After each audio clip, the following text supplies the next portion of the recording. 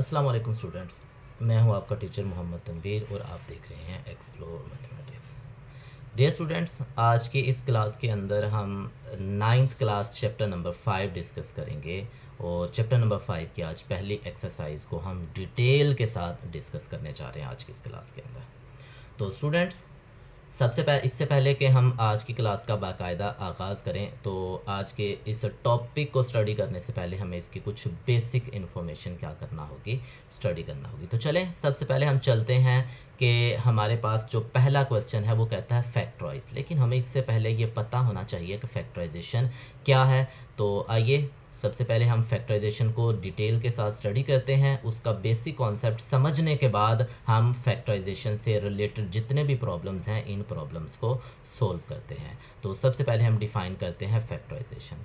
तो हमारे पास जो पहला क्वेश्चन होगा इस चैप्टर के अंदर वो ये होगा, व्हाट इज़ फैक्टराइजेशन या डिफाइन फैक्टराइजेशन हो सकता है। तो फैक्टराइजेशन क्या है, हमें ये पता होना चाहिए कि फैक्टराइजेशन क्या है। तो factorisation basically a process, the process of breaking a number down into smaller numbers that when multiplied together gives the original number। तो फैक्टराइजेशन क्या है, एक ऐसा प्रोसेस जो किसी भी नंबर को स्मॉलर नंबर्स में ब्रेक कर दे।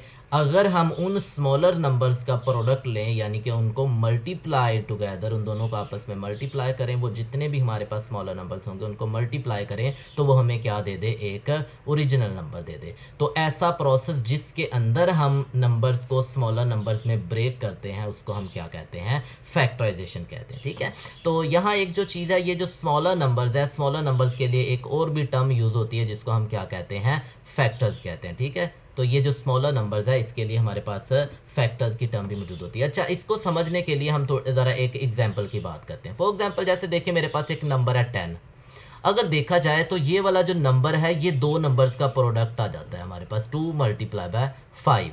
तो 10 is equal to 2 multiply by 5। It means कि मैंने जो 10 है इसको स्मॉलर नंबर्स में ब्रेक कर लिया, और वो स्मॉलर नंबर कौन से हैं, 2 एंड 5। और ये जो 2 एंड 5 हैं, ये 2 एंड 5 क्या कहलाते हैं, फैक्टर ऑफ 10। अब फैक्टर का कॉन्सेप्ट क्या होता है, फैक्टर का कॉन्सेप्ट ये होता है किसी भी नंबर के फैक्टर से ये मुराद होती है कि वो नंबर गिवन नंबर को एग्जैक्टली डिवाइड कर देता है। फॉर एग्जांपल पूरा पूरा डिवाइड कर देता है। ठीक है, जैसे मैंने कहा 2 किसका फैक्टर है, 10 का। 5 किसका फैक्टर है, 10 का। तो मैंने टर्म ये यूज़ की थी यहाँ कि मेरे पास 2 और 5 जो दोनों है ये क्या कहलाते हैं, इनको हम फैक्टर्स बोलते हैं। ठीक है, ये फैक्टर्स ऑफ 10 कहलाते हैं। अब कैसे फैक्टर्स ऑफ 10 है, मैंने कहा था कि जो फैक्टर्स होता है वो नंबर को पूरा पूरा डिवाइड कर देता है। इट मीन्स कि जब मैं 10 को 2 पर डिवाइड करूंगा तो मेरे पास क्या आ जाएगा, पूरी पूरी डिवीजन हो जाएगी। जब मैं 10 को 5 पर डिवाइड कर दूंगा तो मेरे पास पूरी पूरी डिवीजन हो जाएगी, मेरे पास रिमाइंडर नहीं आएगा। तो ये हमारे पास क्या है, फैक्टर का एक कॉन्सेप्ट है। तो किसी भी नंबर को स्मॉलर नंबर्स में जो ब्रेक करने का प्रोसेस है वो क्या कहलाता है, फैक्टर्स कहलाता है। सेम लाइक आपके पास यही जो काम होता, ये फैक्टराइजेशन जो होती है ये पॉलिनोमियल्स के लिए या अलजेब्रिक एक्सप्रेशंस के लिए भी होती है। और अलजेब्रिक एक्सप्रेशन का जो कॉन्सेप्ट है वो हम चैप्टर नंबर 4 के अंदर पढ़ के आए कि अलजेब्रिक एक्सप्रेशन क्या होती है। अलजेब्रिक एक्सप्रेशन बेसिकली हमारे पास एक मैथमेटिकल स्टेटमेंट है जिसके अंदर डिफरेंट वेरिएबल्स और कांस्टेंट जो होते हैं उनको अलजेब्रिक ऑपरेटर्स यानी कि प्लस यानी कि एडिशन जिसको हम ऐड कहते हैं या प्लस बोलते हैं हम लोग, मल्टीप्लिकेशन, सब्ट्रैक्शन और डिवीजन के साथ हम क्या करते हैं, कनेक्ट करते हैं। फॉर एग्जांपल जैसे यहाँ मैं लिख देता हूँ आपके पास अलजेब्रिक कोई एक्सप्रेशन, तो अलजेब्रिक एक्सप्रेशन में मैं ये लिख सकता हूँ ax² प्लस bx और प्लस c।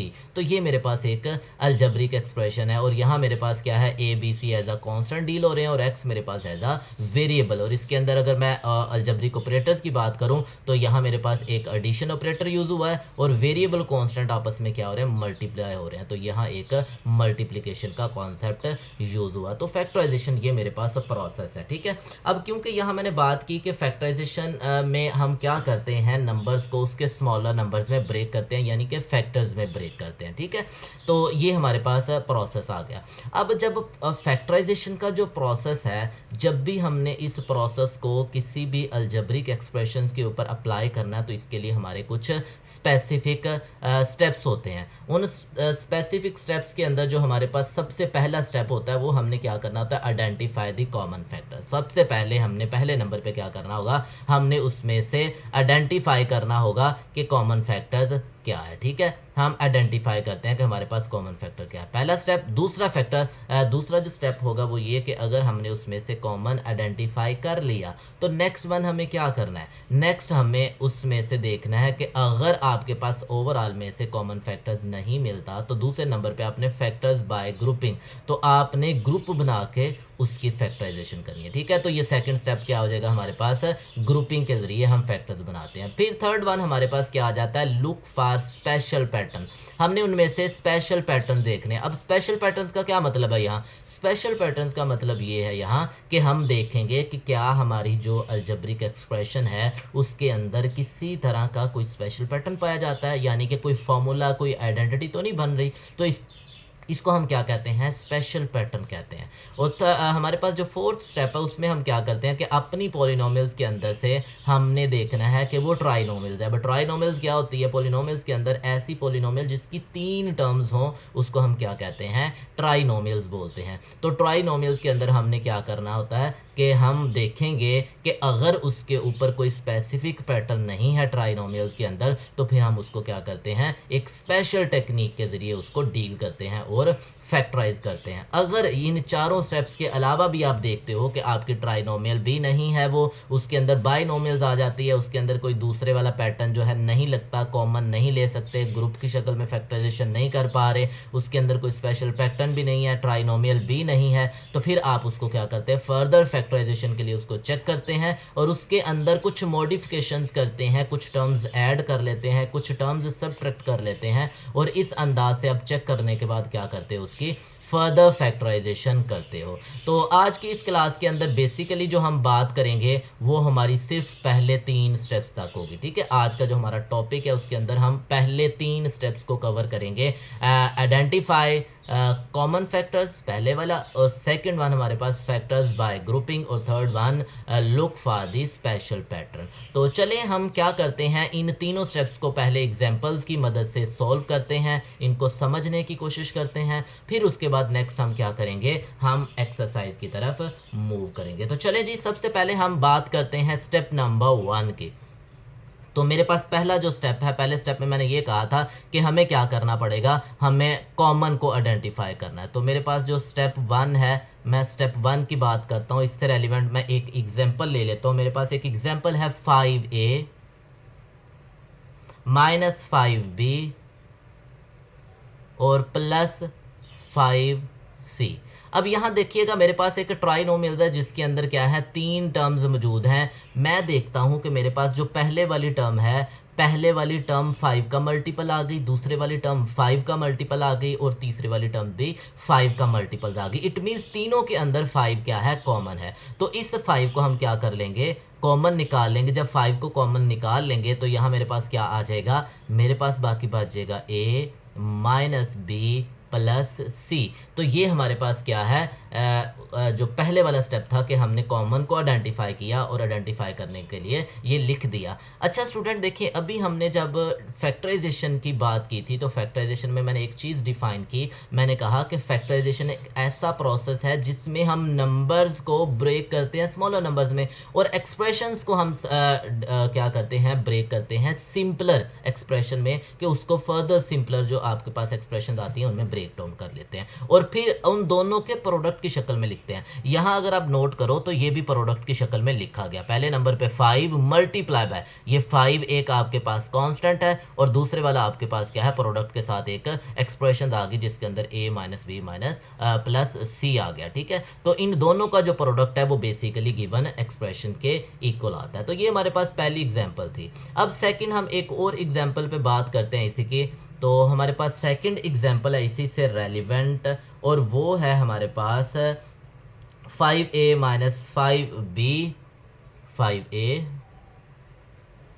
माइनस 5b और प्लस 15c। तो ये हमने एक और एग्जांपल ले ली। इस एग्जांपल के अंदर अगर देखा जाए तो पहले वाले में 5 कॉमन आ गया, दूसरे में भी 5 मौजूद है, और थर्ड जो आपके पास वैल्यू है उसके अंदर भी 5 मौजूद है। तो आप क्या कर सकते हो, तीनों में से 5 कॉमन ले लोगे। जब तीनों में से 5 कॉमन ले लेंगे तो हमारे पास 5 क्या आ जाएगा बाहर, और यहाँ ए के साथ 5 कॉमन ले लिया तो अकेला ए बच जाएगा, माइनस बी से 5 कॉमन ले लिया तो यहाँ क्या आ जाएगा माइनस बी, और प्लस 15c से 5 कॉमन ले लिया तो मेरे पास 15 से क्या आ जाएगा 3c। अच्छा स्टूडेंट, यहाँ ना एक छोटा सा कॉन्सेप्ट है जो आपके साथ डिस्कस करना है, वो ये कि जब हम कॉमन लेते हैं इसका बेसिकली मतलब क्या होता है। स्टूडेंट मोस्टली होता है कि अगर यहाँ 10a लिखा तो वो कहते हैं 5 में से 5 कॉमन ले लिए 5 बच गए, तो वो ये समझते हैं कि जब हम कॉमन लेते हैं तो हम उसमें से निकालते हैं। नहीं, जब हम कॉमन लेते हैं तो इट मीन्स कि हम जिस फैक्टर या जिस टर्म में से वो फैक्टर कॉमन ले रहे हैं वो उसको डिवाइड करके आता है। फॉर एग्जाम्पल जैसे देखिए मेरे पास पहले नंबर पर, मैं इसी सेकंड एग्जांपल पे बात करता हूँ, ये मेरे पास क्या था 5a, मैंने इसमें से 5 कॉमन ले लिया। जब मैंने 5 कॉमन ले लिया तो इसका मतलब ये था कि मेरे पास जो 5a था मैंने उसको 5 पे डिवाइड कर दिया, तो जवाब क्या आया मेरे पास a।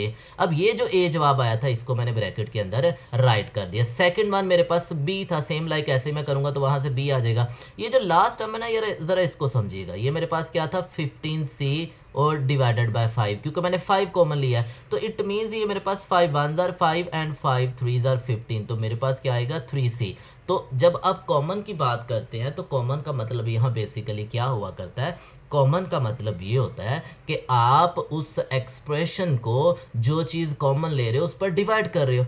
तो यहाँ मैं डिवीजन कर रहा हूँ, ये जो मैंने सेकंड वाला फैक्टर यहाँ लिखा हुआ आपको नज़र आ रहा है, ये सेकंड वाला, ये बेसिकली आफ्टर डिवीजन मेरे पास वैल्यूज़ आती हैं। तो ये हमारे पास एग्जांपल थी दो जो कि हम कॉमन से रेलिवेंट पढ़ रहे थे। तो चलें आज हम एक और एग्जांपल की बात कर लेते हैं, और वो हम बात करेंगे सेकंड स्टेप के ऊपर। और सेकंड स्टेप हमारा क्या था कि फैक्टर्स बाय ग्रुपिंग। तो मेरे पास स्टेप 2 आ गया कि स्टेप 2 फॉर एग्जांपल अगर पहले वाला स्टेप परफॉर्म नहीं कर पा रहे तो स्टेप 2 से रेलिवेंट एक एग्जांपल हम कर लेते हैं। तो मेरे पास एक एग्जांपल, एक सादा सी एग्जांपल ले लेता हूं, और वो है मेरे पास 3x माइनस 3a, उसके बाद प्लस xy और माइनस ay। ठीक है, तो ये मेरे पास एक सादा सी एग्जांपल है। अब देखिए अगर मैं चारों में से कॉमन की बात करूं तो यहाँ मेरे पास चारों की चारों वैल्यूज़ में से कुछ भी कॉमन नहीं आ पा रहा एट अ टाइम। तो देखिए पहले में 3 मौजूद है, दूसरे में भी 3 मौजूद है, दो में से तो 3 आता है, लेकिन यहाँ एक्स वाई आ जाता है और यहाँ मेरे पास क्या आ जाता है ए वाई। तो एक्स वाई और ए वाई में तो 3 आ ही नहीं रहा, इट मीन्स वहाँ से मैं कॉमन नहीं ले सकता।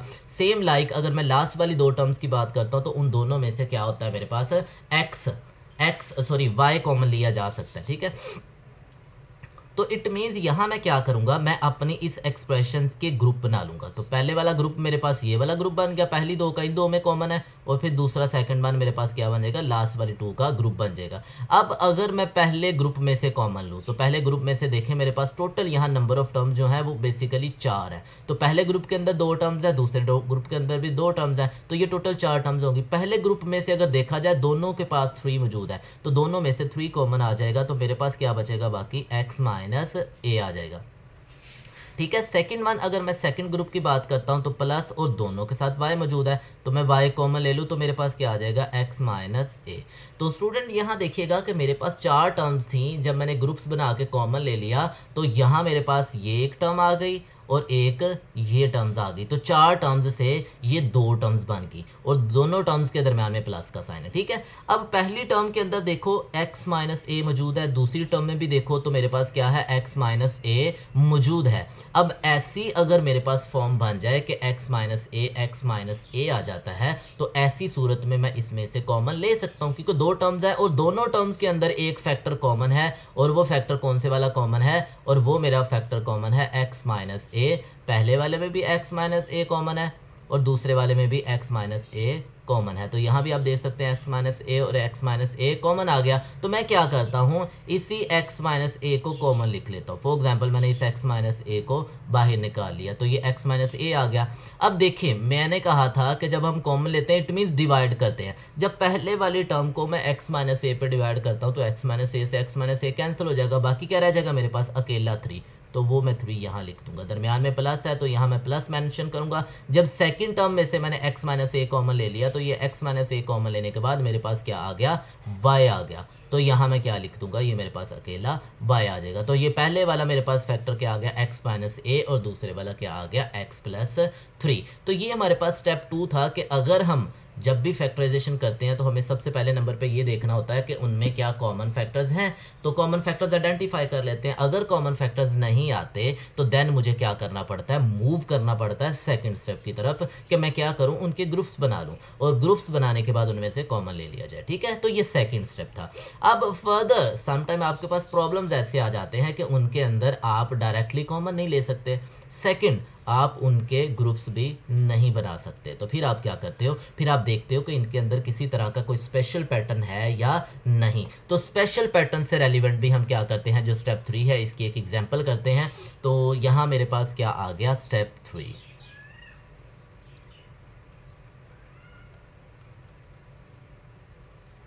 ठीक है, तो स्टेप 3 आ गया। तो स्टेप 3 से रेलिवेंट यहाँ मैं एक एग्जांपल आपके साथ डिस्कस करता हूँ और वो आपके पास क्या आ जाएगी। फॉर एग्जांपल सिंपल सी एक एग्जांपल है और वो क्या आ गया, 12x स्क्वायर माइनस 36 x और प्लस आ गया मेरे पास 27। अब स्टूडेंट, जैसा कि मैंने आपके साथ ये डिस्कशन की डिटेल के साथ, मैंने ये कहा कि जब भी आप किसी भी पॉलिनोमियल को फैक्टराइज करेंगे तो फैक्टराइजेशन में जो सबसे पहली चीज़ आपने उसमें से फाइंड आउट करना है वो ये देखना है कि आपकी उस क्वेश्चंस के अंदर पहले नंबर पे कुछ कॉमन तो नहीं है। अगर कॉमन आ जाए, कॉमन से फैक्टराइजेशन पॉसिबल हो, तो आपने कॉमन से फैक्टराइजेशन कर लेनी, नंबर 1। नंबर 2, अगर आपके पास कॉमन नहीं आता तो सेकंड स्टेप की तरफ मूव करेंगे और वो था ग्रुप्स बनाना। थर्ड वन, अगर ग्रुप्स नहीं है तो स्पेसिफिक पैटर्न देखें। अब देखें, ये जो काम है ना, स्टेप बाय स्टेप जो मैंने स्टेप्स की आपके साथ सीक्वेंस शेयर किया, ये तमाम प्रॉब्लम्स के लिए, ये नहीं है कि प्रॉब्लम टू प्रॉब्लम चीज़ें वेरी करेंगी। हाँ, तमाम प्रॉब्लम्स में आपने ये स्टेप्स ऐसे ही चेक करने हैं। अगर कोई चीज़ वैलिड नहीं है, कोई स्टेप होल्ड नहीं कर रहा, तो आप उसको स्किप करके नेक्स्ट स्टेप की तरफ मूव करते हैं। जैसे यहाँ देखें, मेरे पास प्रॉब्लम है, मैंने आपसे ये डिस्कशन की कि मैं तीसरे स्टेप्स की बात कर रहा हूँ। तीसरे स्टेप्स में हमने कहा था हम स्पेशल पैटर्न डिटेक्ट करेंगे, हम फाइंड आउट करेंगे इसमें कोई स्पेशल पैटर्न तो नहीं है। लेकिन उससे पहले यहाँ भी मुझे सबसे पहले ये देखना पड़ेगा कुछ कॉमन तो नहीं आ रहा। अगर आपने यहाँ नोट किया हो तो स्टूडेंट्स, यहाँ 3 कॉमन है। पहले वाला भी 3 का मल्टीपल है, ये भी 3 का मल्टीपल है, ये भी 3 का मल्टीपल है। पहले वाला 2 पे भी डिवाइड होता है, दूसरा भी 2 पे डिवाइड होता है, लेकिन तीसरी टर्म 2 पे डिवाइड नहीं होती। पहले वाला 6 पे डिवाइड होता है, दूसरी टर्म भी 6 पे डिवाइड होती है, लेकिन तीसरी टर्म 6 पे डिवाइड नहीं होती। तो जो मिनिमम मैंने इसके अंदर कॉमन देखा, सॉरी मैक्सिमम जो कॉमन देखा, वो मेरे पास क्या है, वो 3 कॉमन आ रहा है। तो यहाँ मैं क्या करता हूँ, सबसे पहले 3 कॉमन निकाले। तो 3 कॉमन निकालने का मतलब मैं हर टर्म को 3 पर डिवाइड कर दूंगा। तो पहली टर्म मेरे पास क्या आ जाएगी, 4x स्क्वायर माइनस, जब मैंने इसको 3 पर डिवाइड किया तो ये मेरे पास क्या आ गया, 12x, और जब मैंने इसको 3 पर डिवाइड कर दिया, जो ये क्या आ गया मेरे पास, 9 आ गया। ठीक है स्टूडेंट, अब देखें, अगर आपने नोट किया हो तो फर्स्ट टर्म जो है मेरे पास 4x स्क्वायर, ये एक परफेक्ट स्क्वायर है, और लास्ट वाली टर्म भी मेरे पास क्या है, एक परफेक्ट स्क्वायर है। अगर मैं ये गौर करूं कि 3 वैसे ही मेरे पास लिखा हुआ है, मैं इनकी पहली टर्म का स्क्वायर परफेक्ट स्क्वायर बना लेता हूं, तो ये मेरे पास क्या आ जाएगा, 2x स्क्वायर। यहाँ मेरे पास माइनस मौजूद है, और अगर मैं लास्ट वाली टर्म की बात करता हूँ तो वो मेरे पास क्या आ जाता है, 3 स्क्वायर इज इक्वल टू 9 आ गया। अब दरमियान में देखें, ये जो 12 लिखा है, अगर मैं इस 12 को ब्रेक करूं तो स्टूडेंट मेरे पास ब्रेक करने के बाद ये जो टर्म है कुछ इस अंदाज में लिखी जा सकती है। ये मेरा स्पेशल पैटर्न था। ठीक है, अगर मैं इनका प्रोडक्ट लूँ तो 2 मल्टीप्लाई बाय 2 4, और 4 मल्टीप्लाई बाय 3 12x।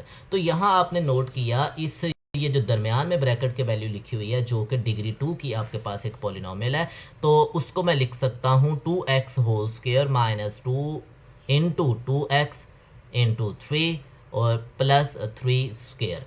अब हमने क्या किया, हमने एक आइडेंटिटी पढ़ी थी। हमने आइडेंटिटी के अंदर ये चीज़ पढ़ा था कि हमारे पास अगर कोई पॉलिनोमियल इस शक्ल में लिखी जा सके, a square minus 2ab plus b square, तो ऐसी पॉलिनोमियल्स को हम क्या कर सकते हैं, फैक्टर्स फॉर्म में लिख सकते हैं, और वो क्या आएगी, a minus B whole square. It means यहाँ अगर आप नोट करो तो ये जो मेरे पास 2x है ये मेरे पास एज अ ए डील हो रहा है, जो सेकंड है तो ये भी ए हो जाएगा। अगर मैं इसको बी कह देता हूँ तो ये भी बी हो जाएगा। तो देखिए क्या लिखा हुआ, A square minus 2ab plus B square. तो मैं इसको क्या लिख सकता हूँ, इसी फार्मूला की मदद से मैं इसको लिखने के लिए क्या लिख सकता हूँ, बाहर वाला 3 वैसे एज इट इज़ आ जाएगा और ये मैं लिखूंगा a प्लस बी। ए से मुराद था मेरे पास 2x और मेरे पास क्या आ जाएगा माइनस बी से क्या मुराद था 3, इसका स्केयर। क्योंकि स्केयर है तो इट सेल्फ प्रोडक्ट जो होता है वो स्केयर बना के देता है। इसी को आप यूं भी लिख सकते हो 3 इंटू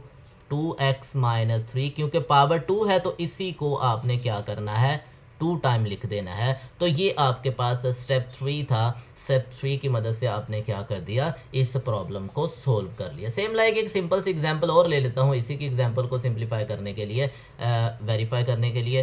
तो हमारे पास एक और एग्जांपल है और वो एग्जांपल क्या ले लेते हैं, बिल्कुल सादा सी एग्जांपल, एक्स स्क्वायर, उसके बाद आ जाएगा plus 2x plus 1।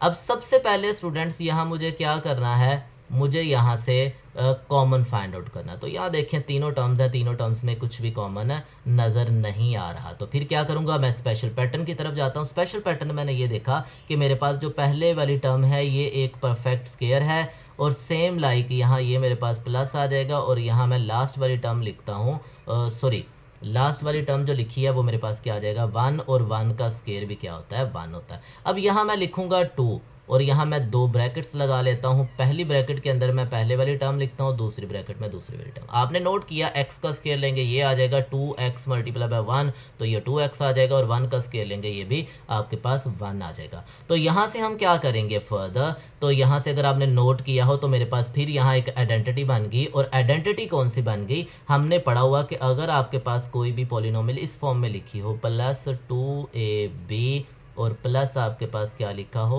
B square, तो ऐसी पॉलिनोमियल को लिखने के लिए आप क्या लिख सकते हो a प्लस बी और इसका होल स्क्वायर। ठीक है, तो यहाँ मेरे पास जो गिवन पॉलिनोमियल है ये भी बेसिकली देखें a square plus 2ab plus B square. तो ऐसी पॉलिनोमियल को लिखने के लिए हम फैक्टराइजेशन फॉर्म में लिखेंगे और वो क्या आ जाएगा x प्लस 1। a से मुराद x था और b से मुराद प्लस 1 था। और इसी को अगर आपने फैक्टर्स की फॉर्म में लिखना है तो आप कुछ यूं भी इसको लिखा जा सकता है x प्लस 1 और x प्लस 1 का होल स्क्वायर। सेम लाइक आपके पास एक और एग्जांपल मैं आपके साथ शेयर करता हूं और वो एग्जांपल क्या है कि अगर मेरे पास कुछ इस तरह का पैटर्न बन जाए, फॉर एग्जांपल जैसे देखिए मेरे पास क्या आ गया एक्स स्क्वायर माइनस 9। तो ये एक आपके पास पॉलिनोमियल है। इस पॉलिनोमियल में भी अगर आप नोट करोगे तो ये मेरे पास क्या आ गया, पहले वाली वैल्यू इसका स्क्वायर और माइनस दूसरे वाली जो टर्म है वो भी परफेक्ट स्क्वायर है। तो हमारे पास यहाँ फिर एक पैटर्न बन गया, स्पेशल पैटर्न। और वो पैटर्न क्या था कि अगर हमारे पास कोई वैल्यू इस फॉर्म में आ जाए ए स्क्वायर माइनस बी स्क्वायर में, तो हम उसको फैक्टर्स फॉर्म में लिख सकते हैं और वो क्या आएगी A plus B and a minus B. तो यहाँ भी मैं क्या कर सकता हूँ, अपनी इसी वैल्यू को कुछ यूं लिख सकता हूँ और वो क्या आ जाएगी मेरे पास x plus 3 and x minus 3।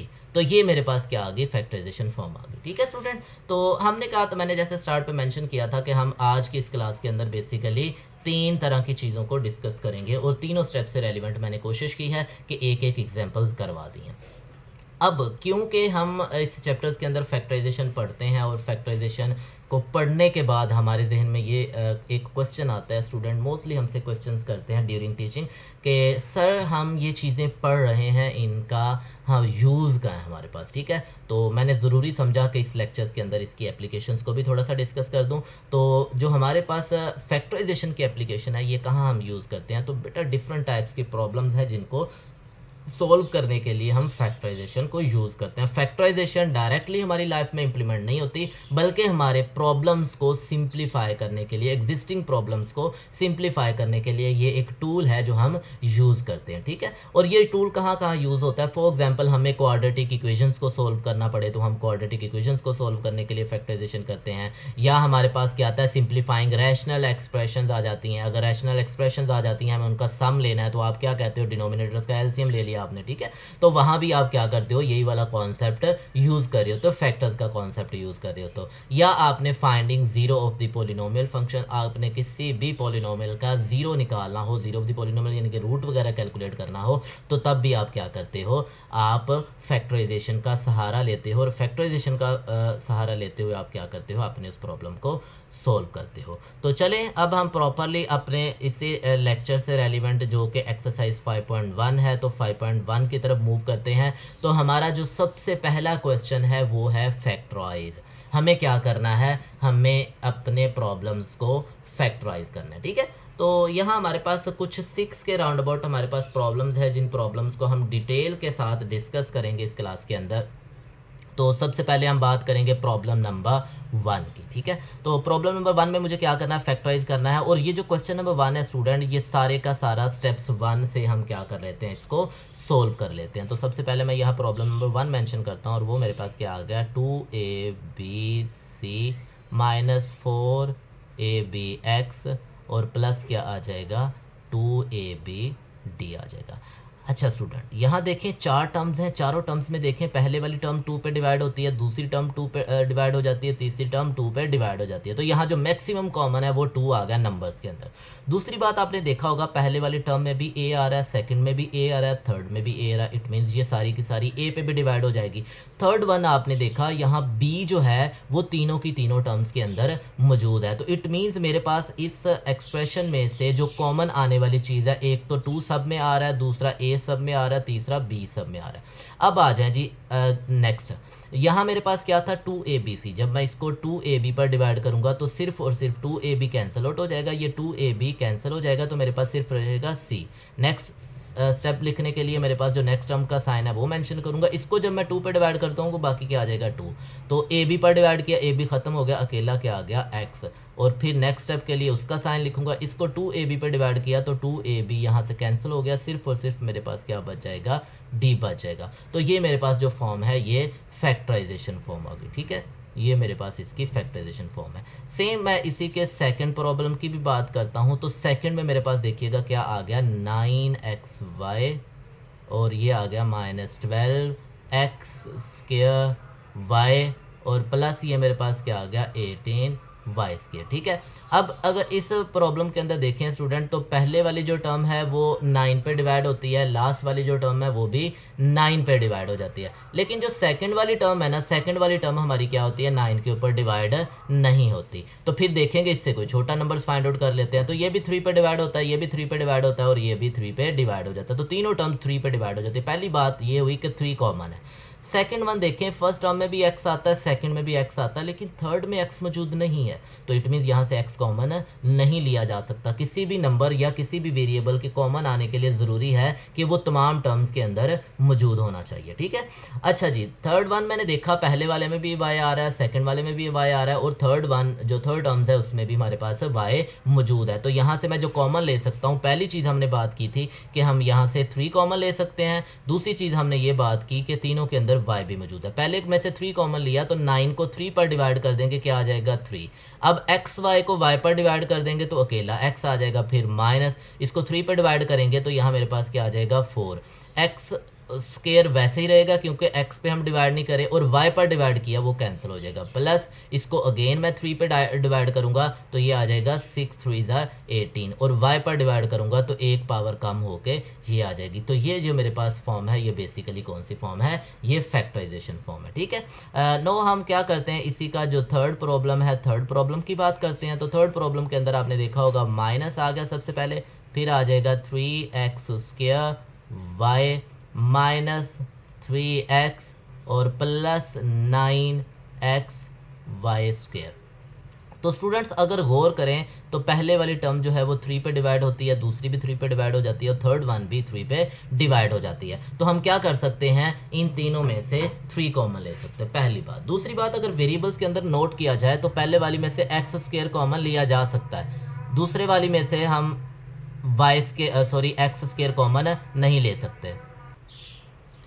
अब अगर तीसरी टर्म पे गौर करें तो वहाँ से आप 3 कॉमन ले सकते हो और उसके साथ साथ x कॉमन लिया जा सकता है। एक्स स्क्वायर यहाँ से भी कॉमन है, नहीं लिया जा सकता। तो हमने देखा जो मैक्सिमम कॉमन है तीनों के अंदर, वो पहली चीज़ आपके पास 3 कॉमन है, तो आप 3 कॉमन ले लोगे। सेकंड आपके पास x कॉमन है, y तीनों के पास मौजूद नहीं है। तो पहले वाली टर्म को जब हम 3 पे डिवाइड करेंगे तो क्या आ जाएगा -1, और x पे डिवाइड करेंगे तो क्या आ जाएगा, 1x बचेगा और साथ y आ जाएगा। सेकंड फिर नेक्स्ट का साइन तो नेगेटिव आ जाएगा, 3x कॉमन लिया तो मेरे पास 1 आ जाएगा, और प्लस लास्ट वन में से जब 3 पे डिवाइड किया तो मेरे पास क्या आ जाएगा, 3x पे डिवाइड किया x कॉमन आ गया, और यहाँ मेरे पास क्या आ गया, वाई स्क्वायर। अच्छा, यहाँ एक और सेकंड पॉसिबिलिटी है, वो ये है कि आप यहाँ से नेगेटिव साइन भी कॉमन ले सकते हो। अगर आप नेगेटिव साइन कॉमन लेना है तो नेगेटिव साइन भी कॉमन लिया जा सकता है। अदरवाइज अगर आप नेगेटिव साइन कॉमन नहीं भी लेते तो देन भी आपके पास ये इस क्वेश्चन का क्या आ जाएगा, इस क्वेश्चन का आंसर होगा। ठीक है, तो सेम हम क्या करते हैं, इसका जो फोर्थ वाला प्रॉब्लम है, फोर्थ वाले प्रॉब्लम को भी देखते हैं। तो फोर्थ प्रॉब्लम आ गया मेरे पास 5ab² और मेरे पास क्या आ गया, c³ आ गया। नेक्स्ट माइनस आ गया मेरे पास 10a² b³ c, और माइनस आ गया मेरे पास 20a³ आ जाएगा, और b और साथ क्या आ जाएगा, c² आ जाएगा। ठीक है स्टूडेंट, तो यहाँ हम क्या करते हैं, अगर पहले वाली टर्म से देखो 5 कॉमन लिया जा सकता है, सेकंड में भी 5 कॉमन लिया जा सकता है, थर्ड में से भी 5 कॉमन लिया जा सकता है। ठीक है, नेक्स्ट वन देखें, पहली टर्म के अंदर a मौजूद है, दूसरी में भी a मौजूद है, तीसरी में भी a मौजूद है, तो जो मैक्सिमम टर्म तीनों में कॉमन है वो a आ गया।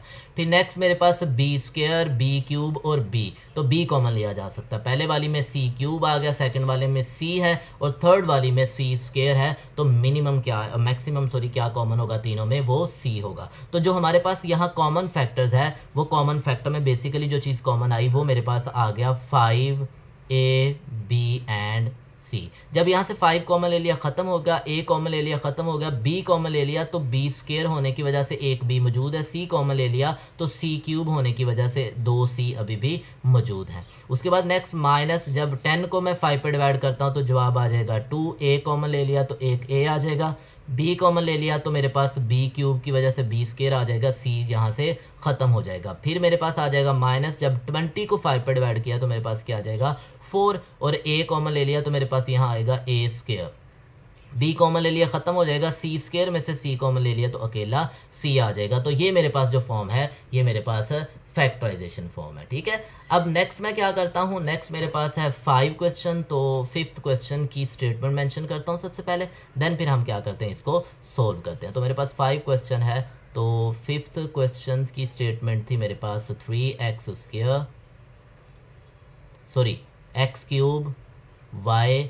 इंटू x माइनस 3y, उसके बाद -7x² y², और उसके बाद क्या आ जाएगा इंटू x माइनस 3y। अच्छा स्टूडेंट, यहाँ आपने नोट किया होगा मेरे पास 2 टर्म्स हैं। ठीक है, इन दोनों टर्म्स के अंदर आप देखो तो ये वाली जो आपके पास वैल्यू है x minus 3y x minus 3y, ये 2 टर्म्स हैं, दोनों टर्म्स के अंदर x माइनस 3y कॉमन है, पहली बात। दूसरी बात देखें कि यहाँ x³ मौजूद है, यहाँ पहले वाली में 3 आ रहा है कांस्टेंट, तो यहाँ 7 आ रहा है, वो कॉमन नहीं लिया जा सकता। यहाँ x³ है, यहाँ x² है, इट मीन्स जो मेरे पास मैक्सिमम कॉमन है वो क्या होगा, x²। यहाँ मेरे पास y मौजूद है, यहाँ मेरे पास क्या है y², तो जो मैक्सिमम है वो y कॉमन आएगा। तो ये 2 चीज़ें कॉमन आ गई, एक तो x², एक y, ये 2, और नेक्स्ट वन मेरे पास क्या x माइनस 3। तो अब मैं क्या करता हूँ, इसको यहाँ से कॉमन लेता हूँ, और कॉमन लेने के बाद क्या करता हूँ, फाइंड आउट कर लेता हूँ। ठीक है, तो मेरे पास जो कॉमन था, सबसे पहले नंबर पर मैं अपनी कॉमन वैल्यू लिखूंगा, और वो कॉमन वैल्यू क्या थी, पहली बात तो मेरे पास x² कॉमन आ रहा था, फिर y कॉमन आ रहा था, और फिर क्या आ रहा था x माइनस 3y। ठीक है, अब मैं यहाँ सेकंड के अंदर क्या करूँगा, वो वैल्यूज़ मेंशन करूँगा जो बाकी बचेंगी। सबसे पहले मैं बात करता हूँ पहले वाली टर्म की। अपनी पहली टर्म के अंदर जब मैंने x² कॉमन ले लिया, इस पूरी टर्म में से मैंने कॉमन लिया, x² कॉमन लिया, तो पहले तो कांस्टेंट तो कॉमन ही नहीं लिया, वो वैसे का वैसे आ जाएगा 3, ये 3 एज इट इज़ आ गया। x² कॉमन ले लिया, क्यूब की वजह से एक x बच गया, y कॉमन लिया, वो ख़त्म हो गया, और x माइनस 3y भी कॉमन लिया, और वो भी ख़त्म हो गया। ठीक है, वो बाहर निकला है। अब नेगेटिव है, सेकंड टर्म पे आ जाता हूँ। जब मैं सेकंड टर्म पे आता हूँ, इस सेकंड टर्म में से भी मैंने क्या करना है, कॉमन निकालना है। अब जब यहाँ से मैं कॉमन निकालता हूँ तो सेम लाइक सबसे पहले देखें कि 7 एज इट इज़ आ जाएगा, ठीक है। अब एक्स स्क्वायर कॉमन लिया, वो खत्म हो जाएगा, वाई स्क्वायर था, वाई कॉमन लिया है मैंने, बस ये जो बाहर निकला वाई कॉमन लिया, ठीक है, एक वाई बच जाएगा और बाकी क्या रहेगा मेरे पास x माइनस 3y, और वो भी मैंने कॉमन ले लिया। तो इट मीन्स मेरे पास कॉमन लेने के बाद ये वैल्यूज़ ये आ गई। अच्छा, यहाँ ये जो स्टूडेंट है ना मोस्टली इस तरह की एक्सप्रेशंस के अंदर कंफ्यूज हो जाते हैं कि सर ये हम कॉमन कैसे लेते हैं। यहाँ मैंने जो कॉमन फैक्टर लिखा है ये आपको कॉमन फैक्टर ये नज़र आ रहा है, ठीक है, ये आपका कॉमन फैक्टर है जो ओवरऑल में से मैंने कॉमन लिया, और मैंने बताया कॉमन का मतलब डिवाइड करना होता है। अब ज़रा इसी चीज़ को ना समझते हैं स्टेप के लिए। पहले वाला सारा स्टेप मेरे पास क्या था कि 3x cube y and x minus 3y, और मैंने कहा था कि कॉमन का मतलब है डिवाइड करना। इट मीन्स मैंने क्या कॉमन लिया, मैंने कॉमन लिया है x square y into x minus 3y। अगर मैं इस चीज़ को देखूं तो यहाँ सबसे पहली चीज़ मेरे पास x माइनस 3y से x माइनस 3y कैंसिल हो गया, ठीक है। एक्स स्क्वायर है तो एक्स स्क्वायर से 2 पावर कट के 1 रह गई, वाई स्क्वायर है तो सॉरी वाई है तो वाई के साथ वाई कैंसिल हो गया। आपने देखा होगा बाकी क्या रह गया मेरे पास, बाकी पहले नंबर पे आ गया 3, और सेकंड मेरे पास एक्स क्यूब में से 2x कट गए थे तो अकेला x आ गया। ये जो 3x आया था ना, ये मैंने यहाँ देखें फर्स्ट वाली वैल्यू में लिखा।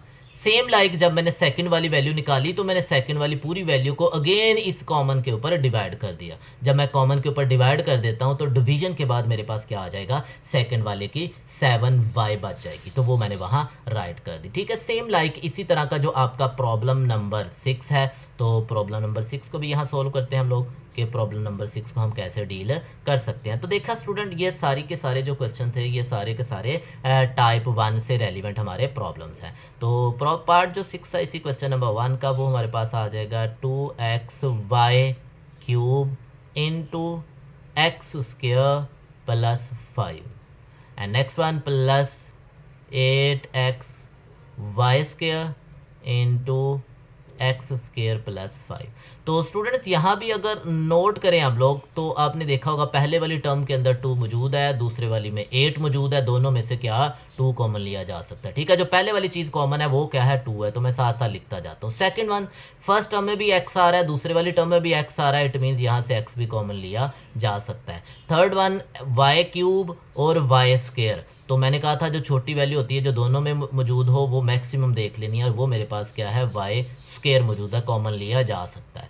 थर्ड वन मेरे पास X square plus 5, X square plus 5 इधर भी मौजूद है इधर भी मौजूद है, तो ये वाला फैक्टर भी कॉमन लिया जा सकता है एक्स स्क्वायर प्लस 5। अब देखें बाकी क्या बचा, ये मैंने जो कॉमन था अभी सिर्फ और सिर्फ कॉमन लिख लिया। अब जब पहले वाली वैल्यू में से मैं कॉमन लिखता हूँ, मैंने 2 भी कॉमन ले लिया, x भी कॉमन ले लिया, वाई स्क्वायर भी कॉमन ले लिया, तो एक y बच गया, क्योंकि पहले वाली टर्म में y क्यूब है, एक y बच गया। एक्स स्क्वायर प्लस 5 भी कॉमन ले लिया, वो खत्म हो गया। उसके बाद प्लस दूसरी टर्म पे आ जाए, जब मैंने 2 कॉमन लिया तो 8 को मैंने 2 पर डिवाइड किया, तो मेरे पास क्या आंसर आया 4, तो 4 कॉन्स्टेंट आ गया।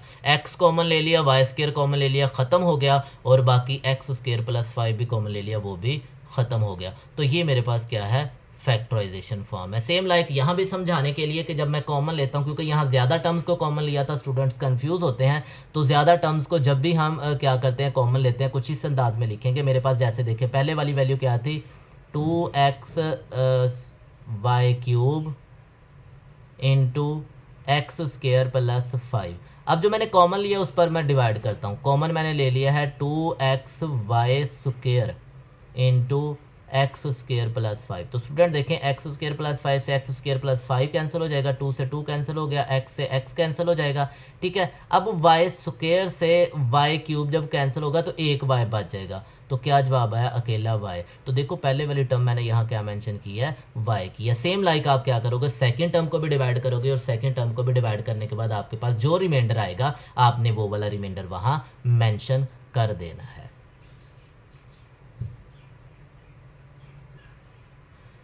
नेक्स्ट स्टूडेंट हमारे पास आ गया है इसी एक्सरसाइज का क्वेश्चन नंबर 2। क्वेश्चन नंबर 1 के अंदर हमने कॉमन का कॉन्सेप्ट पढ़ा कि हम क्या करते हैं कॉमन आइडेंटिफाई करते हैं, ठीक है। अब नेक्स्ट 2 है हमारे पास, हम देखेंगे कि इसके अंदर क्या कॉमन का कॉन्सेप्ट डायरेक्टली हम इम्प्लीमेंट कर सकते हैं। अगर तो हम डायरेक्टली कर सकते हैं तो हम इसको फर्स्ट वाले स्टेप से ही सोल्व करेंगे। अगर हम डायरेक्टली इम्प्लीमेंट नहीं कर पाते तो देन हमारे पास फिर सेकंड ये होगा कि हम इन क्वेश्चंस को फिर किसी दूसरे स्टेप के साथ सोल्व करें। तो सबसे पहला जो मेरे पास क्वेश्चन था वो पहला क्वेश्चन है मेरे पास 5ax minus 3ay minus 5bx और प्लस क्या आ जाएगा 3by। तो यहाँ स्टूडेंट देखें पहले वाले में 5 मौजूद है, दूसरे वाले में 5 नहीं आता, तो यहीं जो कॉमन का कॉन्सेप्ट है वो फेल हो गया। नेक्स्ट वन, पहले वाले में a आ रहा, दूसरे वाले में भी a मौजूद है लेकिन तीसरे में नहीं मौजूद, यहाँ से ये भी कॉन्सेप्ट ख़त्म हो गया। पहले वाले में x मौजूद है, दूसरे में x मौजूद नहीं है, तो इट मीन्स ना मैं 3 कॉमन ले सकता हूँ, ना 5 कॉमन ले सकता हूँ, ना मैं x कॉमन ले सकता हूँ, ना ही मैं a कॉमन ले सकता हूँ। लेकिन एक चीज़ यहाँ आपने नोट की होगी, वो ये कि अगर आप देखो कि मैं इसके ग्रुप्स बना लूँ, ये पहले वाला ग्रुप बना लिया, इस ग्रुप के अंदर मेरे पास क्या है कॉमन मौजूद है, ये मेरे पास दूसरा ग्रुप आ जाएगा, इस ग्रुप के अंदर भी कॉमन मौजूद है। तो पहले ग्रुप में ए कॉमन आ सकता है और दूसरे वाले ग्रुप में देखें बी कॉमन आ सकता है। तो यहाँ से मैं क्या करूँगा, इन ग्रुप्स को डील करूँगा और ग्रुप्स में देखें अभी तक मेरे पास कितनी टर्म्स हैं, 4 टर्म्स मौजूद हैं। इन 4 टर्म्स में से जब मैं ग्रुप बना लेता हूँ तो मेरे पास इसको 2 टर्म्स में कन्वर्ट करने का मौका मौजूद है। तो मैं इन दोनों में से क्या करता हूँ, ए कॉमन ले लेता हूँ।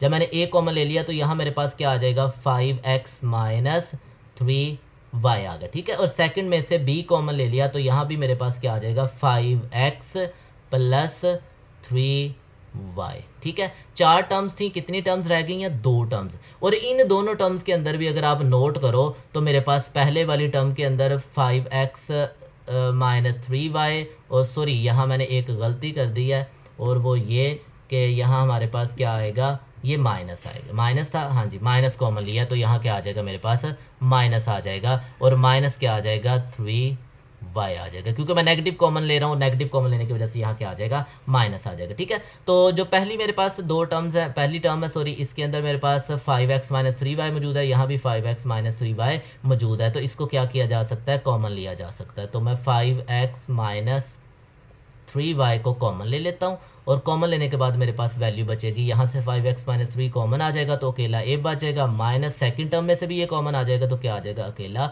b। तो यहाँ मेरे पास ये क्या आ गई, इसकी फैक्टराइजेशन होगी। सेम लाइक मैं क्या कर सकता हूँ, इसी का जो सेकंड प्रॉब्लम है, सेकंड प्रॉब्लम की भी बात करते हैं और उसको भी हम इसी अंदाज से डील करेंगे, क्योंकि हम यहाँ एक चीज़ तो कंफर्म होगी कि ये स्टेप 1 से नहीं सोल्व होंगे, डायरेक्टली कॉमन इनमें से नहीं लिया जा सकता। तो सेकंड क्वेश्चन है मेरे पास 3xy plus 2y minus 12x और माइनस क्या आ जाएगा 8।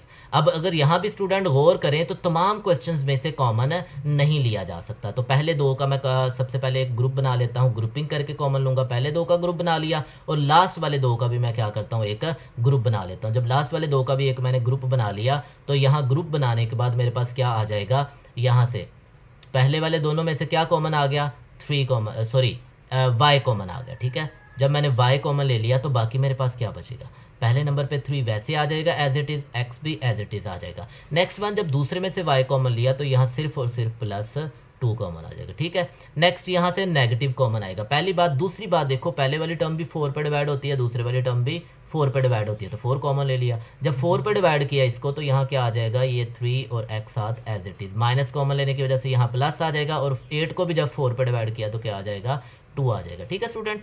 तो अब देखें मेरे पास 4 टर्म्स थी, 2 टर्म्स में कन्वर्ट होंगी। दोनों टर्म्स के अंदर अगर आपने नोट किया हो तो ये जो फैक्टर्स है आपके पास ये दोनों में कॉमन है, तो इस फैक्टर्स को क्या कर लेता हूँ, मैं कॉमन निकाल लेता हूँ। तो ये क्या आ जाएगा, 3x plus 2 3x plus 2 common ले लिया, ठीक है। और नेक्स्ट क्या बचा मेरे पास, y माइनस 4। तो ये हमारे पास क्या आ गई, इसकी फैक्टराइजेशन फॉर्म आ गई, ठीक है। तो नेक्स्ट जो मेरे पास प्रॉब्लम है, नेक्स्ट प्रॉब्लम है प्रॉब्लम नंबर 3, क्वेश्चन नंबर 2 का प्रॉब्लम नंबर 3 आ गया, ठीक है। तो प्रॉब्लम नंबर 3 को भी डील करते हैं। तो वो मेरे पास क्या मौजूद है, एक्स क्यूब प्लस 3xy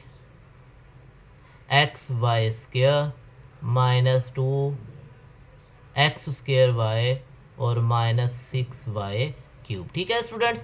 तो देखें यहाँ भी सेम लाइक मैं क्या कर सकता हूँ, पहले 2 का ग्रुप बना सकता हूँ, इनके अंदर कॉमन मौजूद है, और सेम लाइक मैं क्या कर सकता हूँ, लास्ट वाली 2 टर्म्स का भी ग्रुप बना लेता हूँ। तो यहाँ पहली 2 का जब मैं ग्रुप बनाऊंगा तो पहले दोनों में क्या मौजूद है, x, अकेला x कॉमन लिया जा सकता है। तो x जब मैंने कॉमन लिया तो यहाँ मेरे पास क्या आ जाएगा, x स्क्वायर, यहाँ आ जाएगा प्लस 3x कॉमन ले लिया तो क्या आ गया, y स्क्वायर। यहाँ से माइनस 2 कॉमन आ जाएगा और साथ क्या कॉमन आ जाएगा, y भी कॉमन आ जाएगा। जब y भी कॉमन ले लिया, -2 भी कॉमन ले लिया, तो ये पहले तो प्लस आ जाएगा और वो क्या आएगा, एक्स स्क्वायर। उसके बाद देन नेगेटिव के जैसे यहाँ भी प्लस आ जाएगा, 2 पे डिवाइड किया तो ये आ जाएगा 3, y भी कॉमन लिया तो यहाँ क्या आ जाएगा, वाई स्क्वायर। तो 4 टर्म्स थी स्टूडेंट्स, जिन जब मैंने पहला कॉमन लिया ग्रुप की शक्ल में, 2 ग्रुप बना के, तो मेरे पास 2 टर्म्स बन गई। और इन दोनों टर्म्स के अंदर अगर आपने एक चीज़ नोट की हो, x square plus 3y square दोनों के अंदर मौजूद है, इसको कॉमन निकाल लेते हैं हम लोग। तो यहाँ मेरे पास क्या आ जाएगा, x square plus 3y square. जब ये कॉमन निकाल लिया तो पहले वाली टर्म में से ये कॉमन ले लिया, अकेला क्या बचेगा, x आ जाएगा। नेगेटिव दूसरी टर्म में से अकेला जब कॉमन ले लिया तो अकेला क्या बचेगा, y स्क्वायर बच जाएगा। तो ये मेरे पास प्रॉब्लम 3 था इसी क्वेश्चन का। अब उसके बाद जो नेक्स्ट मेरे पास स्टूडेंट इसी का एक प्रॉब्लम है, बहुत इंपॉर्टेंट प्रॉब्लम है, और वो है लास्ट वन प्रॉब्लम, जो सेम अगर देखने में तो इजी लग रहा होगा, सेम लाइक जैसे यही वाले प्रॉब्लम है, लेकिन वो सेम इस तरह का प्रॉब्लम नहीं है। और इस क्वेश्चन का ये एक स्पेशल प्रॉब्लम है, ठीक है। और क्वेश्चन क्या है मेरे पास, X square minus Y square multiply by Z, उसके बाद आ जाएगा प्लस फिर वाई स्क्वायर माइनस जी स्क्वायर इंटू एक्स।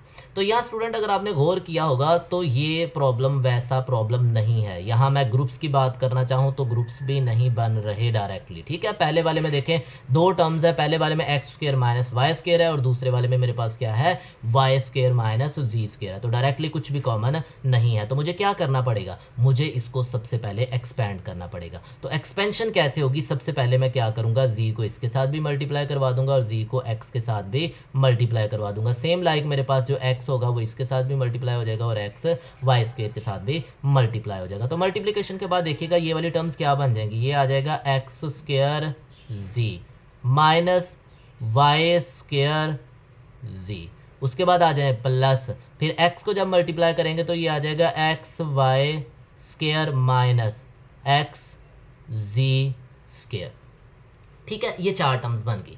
अब देखिए जो उसने खुद हमें ग्रुप्स बना के कॉमन लिया था वो फर्दर फैक्टराइजेशन फॉर्म में नहीं लिखे जा सकते थे, तो हमें क्या करना पड़ेगा, हमें इसको मल्टीप्लाई करने के बाद इसको रीअरेंज करना पड़ेगा। मैं क्या करता हूँ, यहाँ रीअरेंज कर लेता हूँ, इन दोनों टर्म्स को इंटरचेंज कर देता हूँ, ठीक है। इंटरचेंज का मतलब इन दोनों की पोजीशन चेंज करता हूँ। जब पोजीशन चेंज करूँगा तो ये मेरे पास क्या आ जाएगा, एक्स स्क्वायर जी माइनस वाई स्क्वायर जी, सॉरी एक्स स्क्वायर जी पहले वाली टर्म आ गई और नेक्स्ट वन मैं क्या करूँगा, अब प्लस लास्ट वाली टर्म लिख लेता हूँ और वो मेरे पास क्या आ जाएगी, x square sorry x Y square,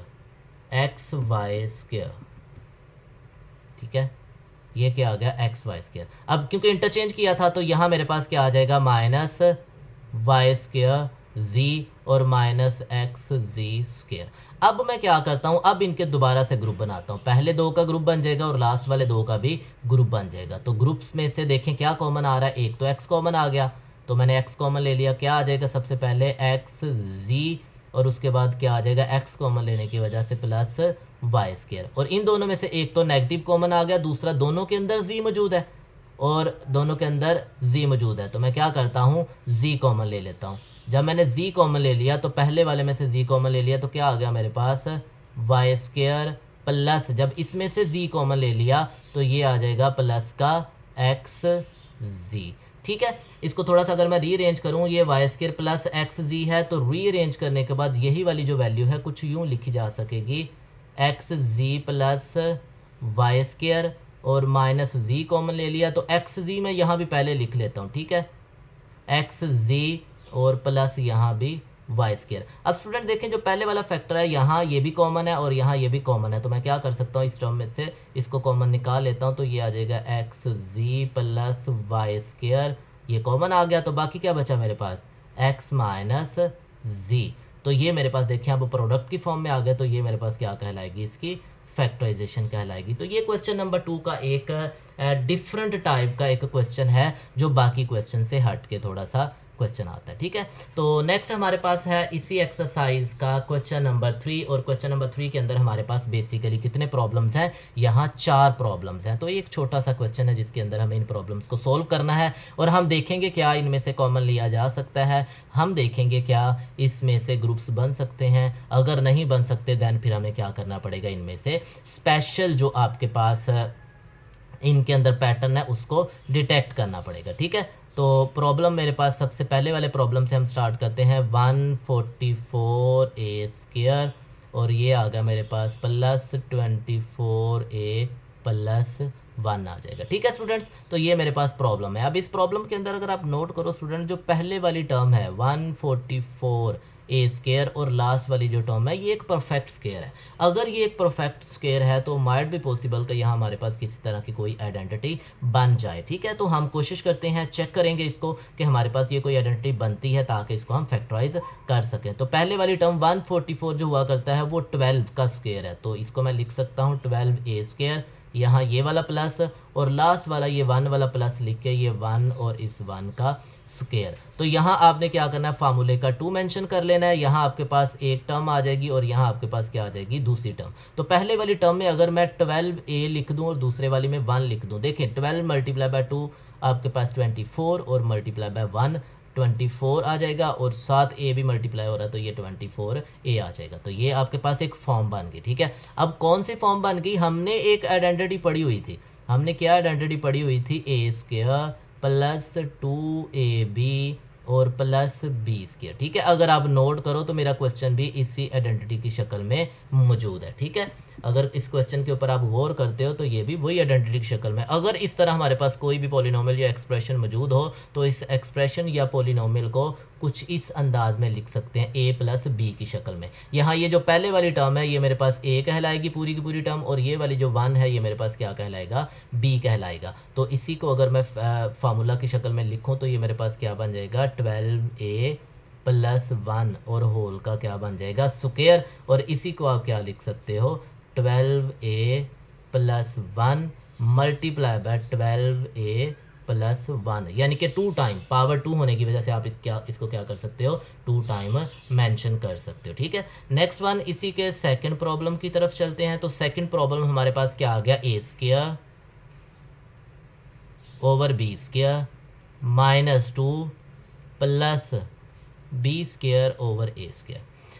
अब स्टूडेंट्स अगर इस प्रॉब्लम को देखें तो इस प्रॉब्लम के अंदर आपने एक चीज़ नोट की कि जो पहले वाली टर्म है वो a/b का स्क्वायर है। ये -2 लिखा हुआ है, मैं इसको वैसे लिख देता हूँ, और प्लस इसको मैं क्या लिख लेता हूँ, b/a इसका स्क्वायर। तो यहाँ मेरे पास क्या आ जाएंगी, 2 टर्म्स आ जाएंगी। ठीक है, अगर मैं पहली टर्म को a/b कह दूँ और इसको b/a कह दूँ, ठीक है, तो आपने नोट किया होगा यहाँ स्टूडेंट्स कि यहाँ मेरे पास जो 2 है, यहाँ जो मेरे पास a है वो a से कैंसिल हो रहा है, जो b है वो b से कैंसिल हो रहा है। लेकिन यहाँ लिखने से क्या फ़र्क पड़ा, मैंने देखा कि जो पहले वाली टर्म में a/b था यहाँ a/b आ गया। ठीक है, यहाँ a/b आ गया। दूसरे वाली टर्म में b/a था, यहाँ b/a आ गया। तो अगर मैं इसको सारे को पढ़ूँ, a² - 2ab + b², तो ये मेरे पास एक फार्मूला की फॉर्म है। ठीक है, अगर फार्मूला की फॉर्म बन गई है तो फार्मूला मेरे पास क्या था, फार्मूला मेरे पास ये था कि a² -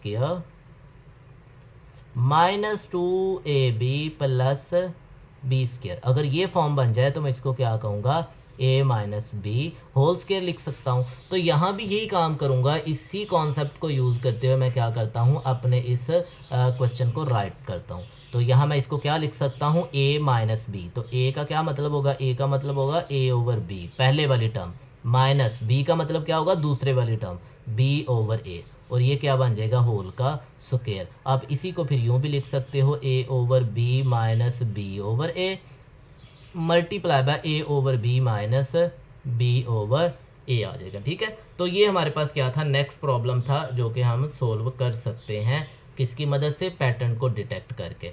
अच्छा, इसी में से जो हमारे पास नेक्स्ट प्रॉब्लम्स है, जैसे इसी का थर्ड वाला प्रॉब्लम देख लें। तो थर्ड वाले प्रॉब्लम में आपने देखा कि आपके पास क्या मौजूद है, x²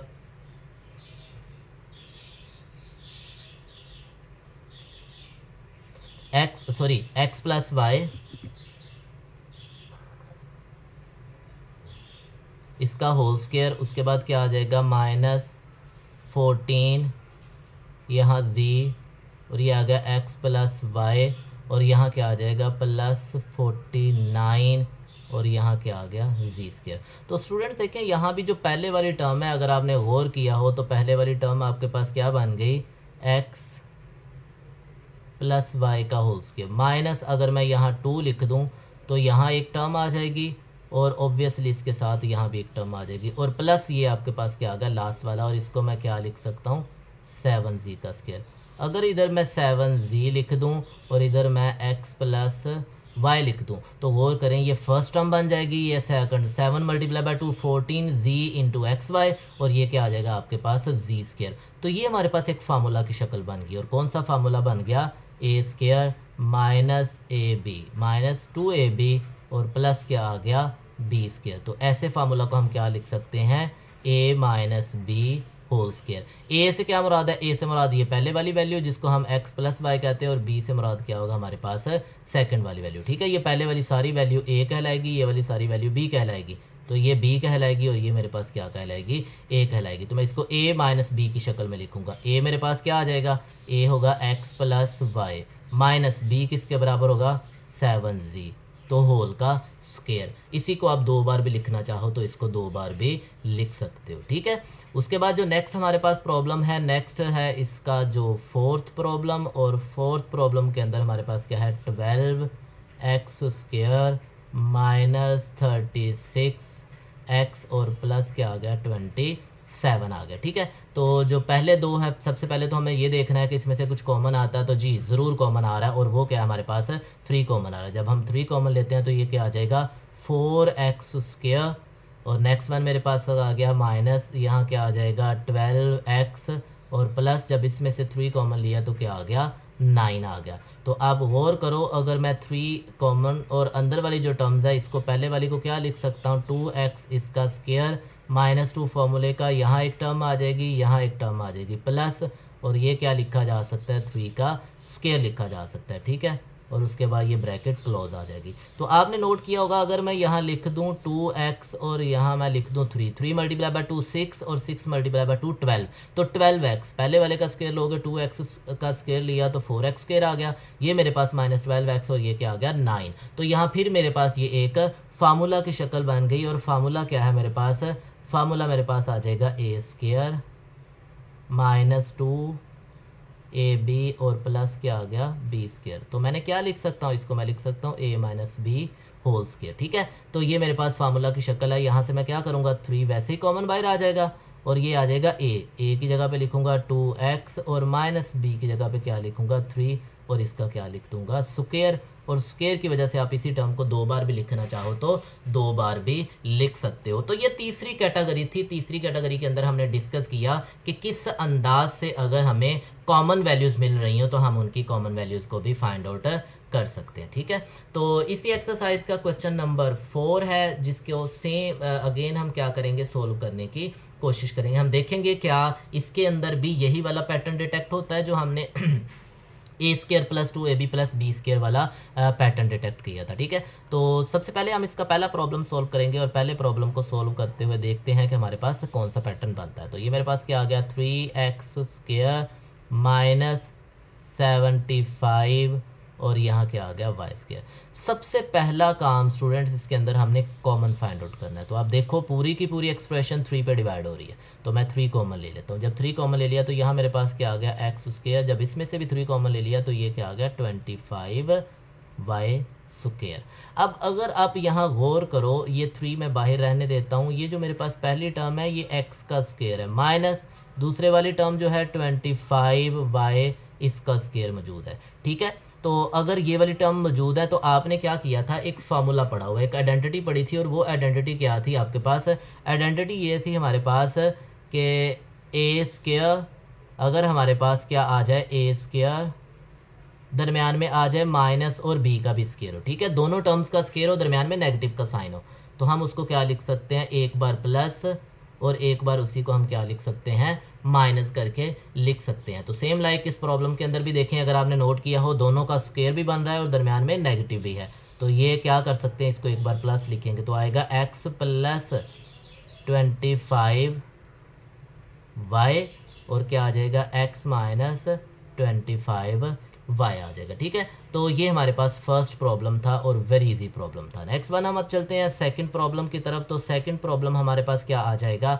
सेकंड प्रॉब्लम है x इंटू एक्स माइनस 1 और minus y into y minus one. ठीक है, तो सबसे पहले तो हम क्या करेंगे, यहाँ से कॉमन नहीं ले सकते तो हम इसको मल्टीप्लाई कर लेंगे, देखेंगे क्या इसके अंदर पैटर्न बनता है, क्या इसके अंदर ग्रुप्स बनते हैं या इसमें से कॉमन आता है। तो यहाँ देखें पहले वाले में x मौजूद है तो दूसरे वाले में y आ रहा है, पहले वाले में x माइनस वन है दूसरे वाले में y माइनस वन है। तो सबसे पहले मल्टीप्लाई करें तो यहाँ मेरे पास क्या आ जाएगा, x square minus x minus y square और माइनस माइनस प्लस क्या आ जाएगा y। तो ये जो स्केयर टर्म्स हैं इनको अलहदा लिख लें। तो ये मेरे पास आ गया x square minus y square minus x और प्लस क्या आ जाएगा y। अब देखिए स्टूडेंट्स, पहली जो टर्म है दो x square minus y square, इस पर ये वाली आइडेंटिटी हमारे पास अप्लाई हो जाएगी जो ऊपर अभी हमने मेंशन की है। तो इसको मैं किस फॉर्म में लिख सकता हूँ, इसको मैं लिख सकता हूँ x plus y and x minus y, ये सिर्फ इतने हिस्से को मैं लिख सकता हूँ। अब ये जो सेकंड है ना माइनस एक्स प्लस वाई, इसमें से नेगेटिव कॉमन ले लिया, जब नेगेटिव कॉमन लिया तो ये आ गया एक्स माइनस वाई।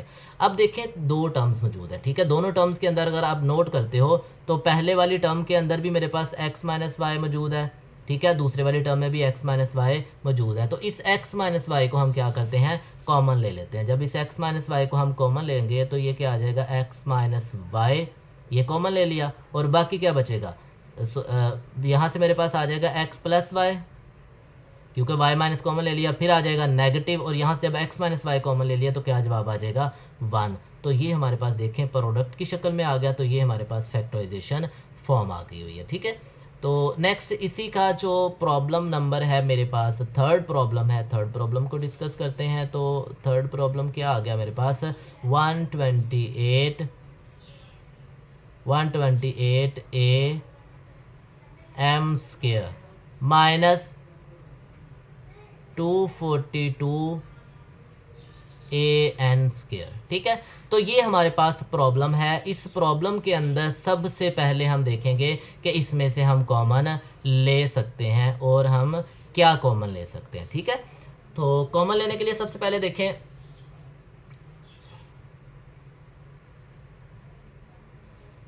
तो स्टूडेंट्स यहाँ से देखें जो पहली दो टर्म्स हैं, पहली दो टर्म्स के अंदर अगर आपने गौर किया हो तो पहली टर्म b2 पे डिवाइड हो रही है, दूसरे वाली b2 पे डिवाइड हो रही है, पहले वाली में भी a मौजूद है, दूसरे वाली में भी a मौजूद है। तो इट मीन्स मेरे पास जो कॉमन चीज़ आएगी वो क्या आ जाएगा, 2a कॉमन आ जाएगा। ठीक है, जब इसको मैंने 2 पे डिवाइड किया तो 6 2 12 और 4 2 8 और साथ क्या आ जाएगा एम स्केयर, माइनस 2 पे डिवाइड करेंगे 2 1 2 2 2 4 2 1 2 और a कॉमन ले लिया तो मेरे पास क्या बाकी बच जाएगा, एन स्केयर आ जाएगा। ठीक है, अब गौर करें जो मेरे पास ब्रैकेट के अंदर वैल्यूज़ लिखी हुई हैं, पहले वाली टर्म की अगर मैं बात करता हूँ तो 8m का स्केयर माइनस 11n का स्केयर।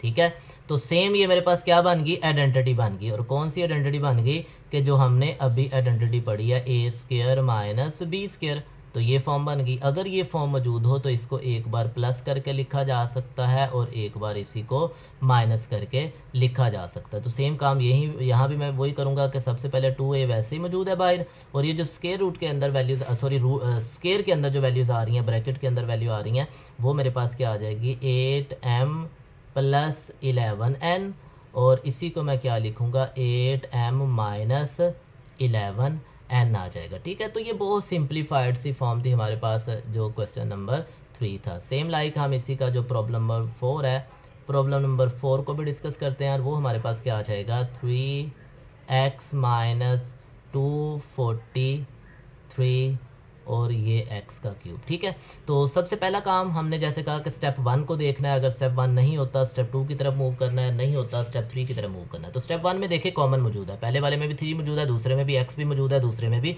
x मौजूद है। तो मैं इसको क्या लिखता हूँ 3x कॉमन ले लेता हूँ। तो पहले से कॉमन लिया वो 1 आ गया, माइनस यहाँ से कॉमन लिया मैंने, तो सबसे पहले इसको क्या करूँगा 3 पे डिवाइड करूँगा, तो क्या आ जाएगा 81, और x कॉमन ले लिया एक, तो क्या आ जाएगा x स्क्वायर।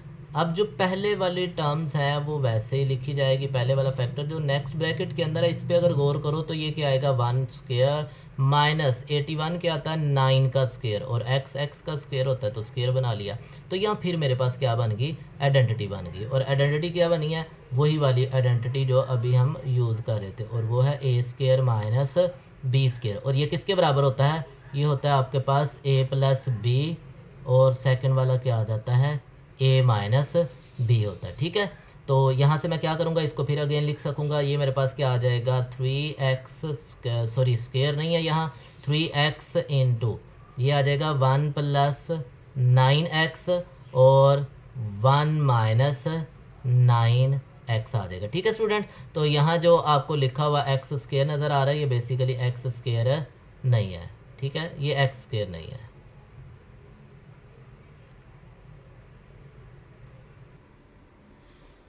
जी स्टूडेंट्स, उसके बाद इसी एक्सरसाइज का हमारे पास लास्ट क्वेश्चन है जिसको अब हम डिटेल के साथ डिस्कस करेंगे। तो हमने जितनी भी स्टेप्स डिस्कस किए हैं अभी तक, अब उन्हीं स्टेप्स को या उन्हीं फॉर्मुलेशंस को कंबाइन करके ये एक सिंगल क्वेश्चंस के अंदर डिफरेंट प्रॉब्लम्स हैं जो कि यूज़ की हुई हैं। ठीक है, तो सबसे पहले हम क्या करते हैं, क्वेश्चन नंबर 1 से स्टार्ट करते हैं और हम इसको फैक्टराइज करने की कोशिश करते हैं। तो हमारे पास क्वेश्चन ये है x square minus Y square minus 6y और माइनस 9। ठीक है स्टूडेंट, यहाँ देखें x square minus Y square पे अगर मैं फार्मूला अप्लाई करता हूँ तो जो नेक्स्ट वन है इसमें से अगर देखा जाए तो आप कॉमन निकाल सकते हो बट 3, लेकिन कॉमन निकालने के बाद जो x ना तो हमें x प्लस वाई मिलेगा ना ही x माइनस वाई मिलेगा। इट मीन्स जो पहली दो टर्म्स हैं मैं इनका ग्रुप यहाँ नहीं बना सकता। यहाँ दो चीज़ें आपने जहन में रखनी है। पहली बात तो ये है कि आप ग्रुप्स बनाएंगे तो आपने कोशिश करनी है कि आपके पास कोई ना कोई आइडेंटिटी कंप्लीट होती हो। दूसरी बात ये होगी कि जब आप ये चीज़ें चेक कर रहे हो तो आपने ग्रुपिंग करते वक्त दोनों ग्रुप्स के दरमियान में माइनस का साइन बनाना है। यानी जब आपने ग्रुप बनाया तो कोशिश करनी है, कोशिश नहीं करनी बल्कि लाजमी तौर पे आपने ये देखना है कि पहले वाला ग्रुप भी एक परफेक्ट स्क्वायर हो और दूसरे वाला ग्रुप भी एक परफेक्ट स्क्वायर हो। सेम लाइक यहाँ मैं ग्रुप बनाता हूँ तो देखिएगा सबसे पहले वाली टर्म मैंने एक्स ही रहने दी तो ये मेरे पास आ गया एक्स स्क्वायर, नेगेटिव मैंने कॉमन ले लिया तो सेकंड वाला ग्रुप बना मेरे पास वाई स्क्वायर प्लस, क्योंकि नेगेटिव कॉमन ले रहा हूँ तो ये आ गया 6y और प्लस क्या आ जाएगा 9। अगर आप यहाँ नोट करो स्टूडेंट्स तो जो सेकंड वाला ग्रुप है ये एक आइडेंटिटी है। देखें नेगेटिव पहले वाली टर्म का स्क्वायर बन गया, नेगेटिव b आ गया और सेकंड वाले पे जब आप गौर करते हो तो ये आएगा आपके पास वाई स्क्वायर, ये प्लस 2 फार्मूले का यहाँ पहली टर्म आ जाएगी, यहाँ कोई दूसरी टर्म आ जाएगी और यहाँ मेरे पास क्या बन रहा है 9 है तो मैं इसको क्या लिख सकता हूँ 3 का स्क्वायर लिख सकता हूँ। ठीक है, तो यहाँ मैं क्या लिखूंगा y लिखा जाएगा और यहाँ क्या लिखा जाएगा 3 मल्टीप्लाई बाय 2 6y, तो ये वाली चीज़ बन गई। ठीक है, तो हमारे पास एक आइडेंटिटी बन गई। कौन सी वाली आइडेंटिटी बन गई? आइडेंटिटी ये बनी कि ए स्क्वायर सेकेंड प्लस 2ab और प्लस बी स्क्वायर, तो ये किसके बराबर आएगा? ये आ जाएगा a प्लस बी और सारे का स्क्वायर। तो यहाँ मैं क्या करूँगा, इसको a प्लस बी की शक्ल में लिख लूँगा तो पहले वाली टर्म एज इट इज़ वैसे आ जाएगी एक्स स्क्वायर माइनस, तो ये मेरे पास आ जाएगा y प्लस 3 इस सारे का स्क्वायर। देखें दोनों मैंने ग्रुप्स बना लिए। जब ग्रुप्स बनाए, ग्रुप्स बनाने के बाद एक चीज़ मैंने नोट की यहाँ कि जो पहले वाली टर्म थी ये परफेक्ट स्क्वायर है, दूसरे वाली टर्म थी परफेक्ट स्क्वायर है, दरम्यान में नेगेटिव है, तो हमारे पास एक आइडेंटिटी हुआ करती है और वो क्या थी कि ए स्क्वायर माइनस बी स्क्वायर। अगर ये आइडेंटिटी हो तो हम इसको कुछ इस अंदाज में लिख सकते हैं a प्लस बी और a माइनस बी।